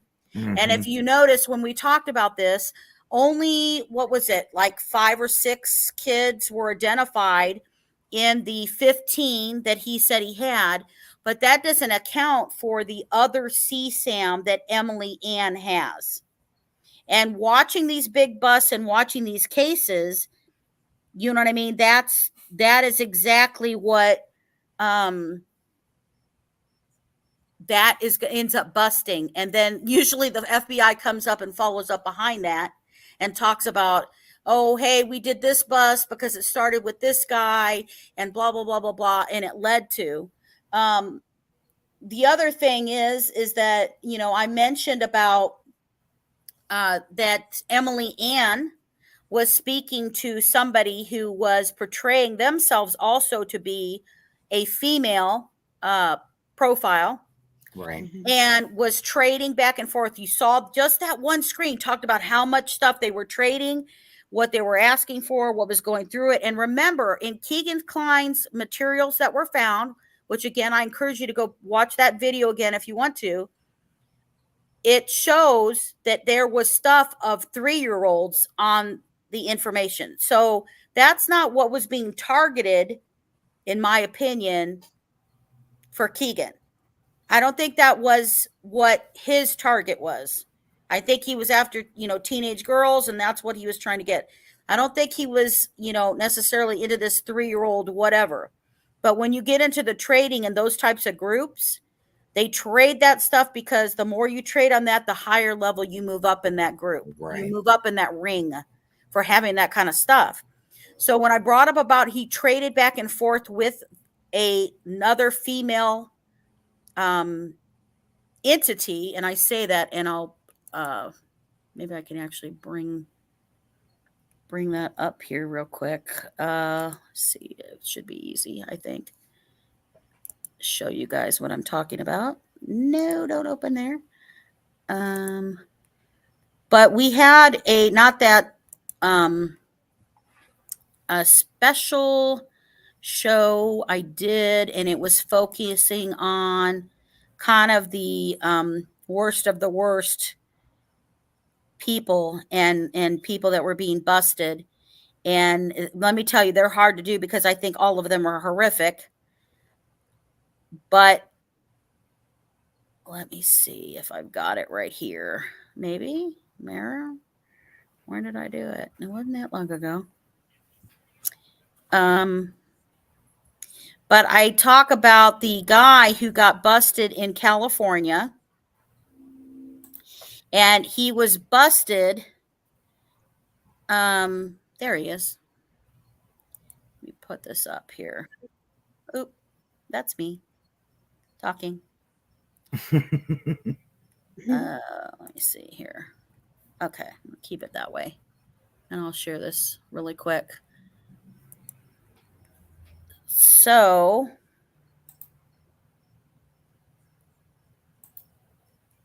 does it let me do that? Let me see. Okay. Oh, nope. There we go. Know if you can see that. Okay. Yeah. So this guy, after this happened and all of this stuff was going on, in April 27th of 22, this guy was busted that they were not showing his face. They had nothing that was showing him, whatsoever that you would know what he looked like. Demetrius Davis, only 24 years old. He's in California, and he was posing himself as only 11-year-old girl named Lizzie online and speaking with kids to groom them. And so they found him, guess when? December 1st of 2021. When Kegan was finally announced to us a few days later. Right? He'd already been in jail forever. But they did find him. And he had images and everything, all over. And if you see the map there, that is the full United States. But he also was communicating with kids in different countries as well. So they had 80 different victims in the United States. And they were figuring about 15 to 20 internationally, but they were not done even investigating him on it. And what I showed in the upper, this is the video I had of the worst, I think I call it, or something like that, or exposed top child predator. That was spot night number 1. So he had over 100 victims. I'm sure he had more. They were not done investigating him. But if you look at the top of that screen, those victims, the most victims he had, and if you look at the map where all those dots are, that's Indiana. Most of his victims he was talking to were in Indiana, and most of his victims were in Kokomo. Gotta love Kokomo. And So I think his youngest was like 6-year-old, which a 6-year-old victim is not on there talking to him. Okay. Somebody's doing that. That ain't somebody talking. But they were talking about 11 victims that were here. And then suddenly I show this in this video about on the news, and they showed it in different states I know as well, but they were letting people know in Indiana because it almost sounded like just like Anthony Shots, except they warned us about Lizzie. And if your child had been speaking to any girl named Lizzie online about calling authorities, and that they were showing how there were victims here in the state of Indiana. So, that was pretty scary itself. And I'm not saying, I have no proof from that, but I'm just sharing that as a possibility. When you talk that he is talking to another person posing as a girl, it could be that as well. And I expect federal charges. I have no doubt in my mind that federal charges are coming to somebody. Agreed. So Anthony Shots, or I take that back, Emily Ann will be having that. And remember, just because Keegan cooperates with his over 40-year sentence, I think the reason they gave him higher than normal for a first offender who does not have production on it is because they are trying to get him still to talk and tell everything. Yeah. So. Absolutely. But anyway, ladies. It's been a party. The marathon. If you don't hear from me, it's because I'm asleep for the next couple of days. Is what's going to in recovery from this. It has been a lot of work, a lot of work. I hope that you guys liked the show. I hope there was a lot of info you found out.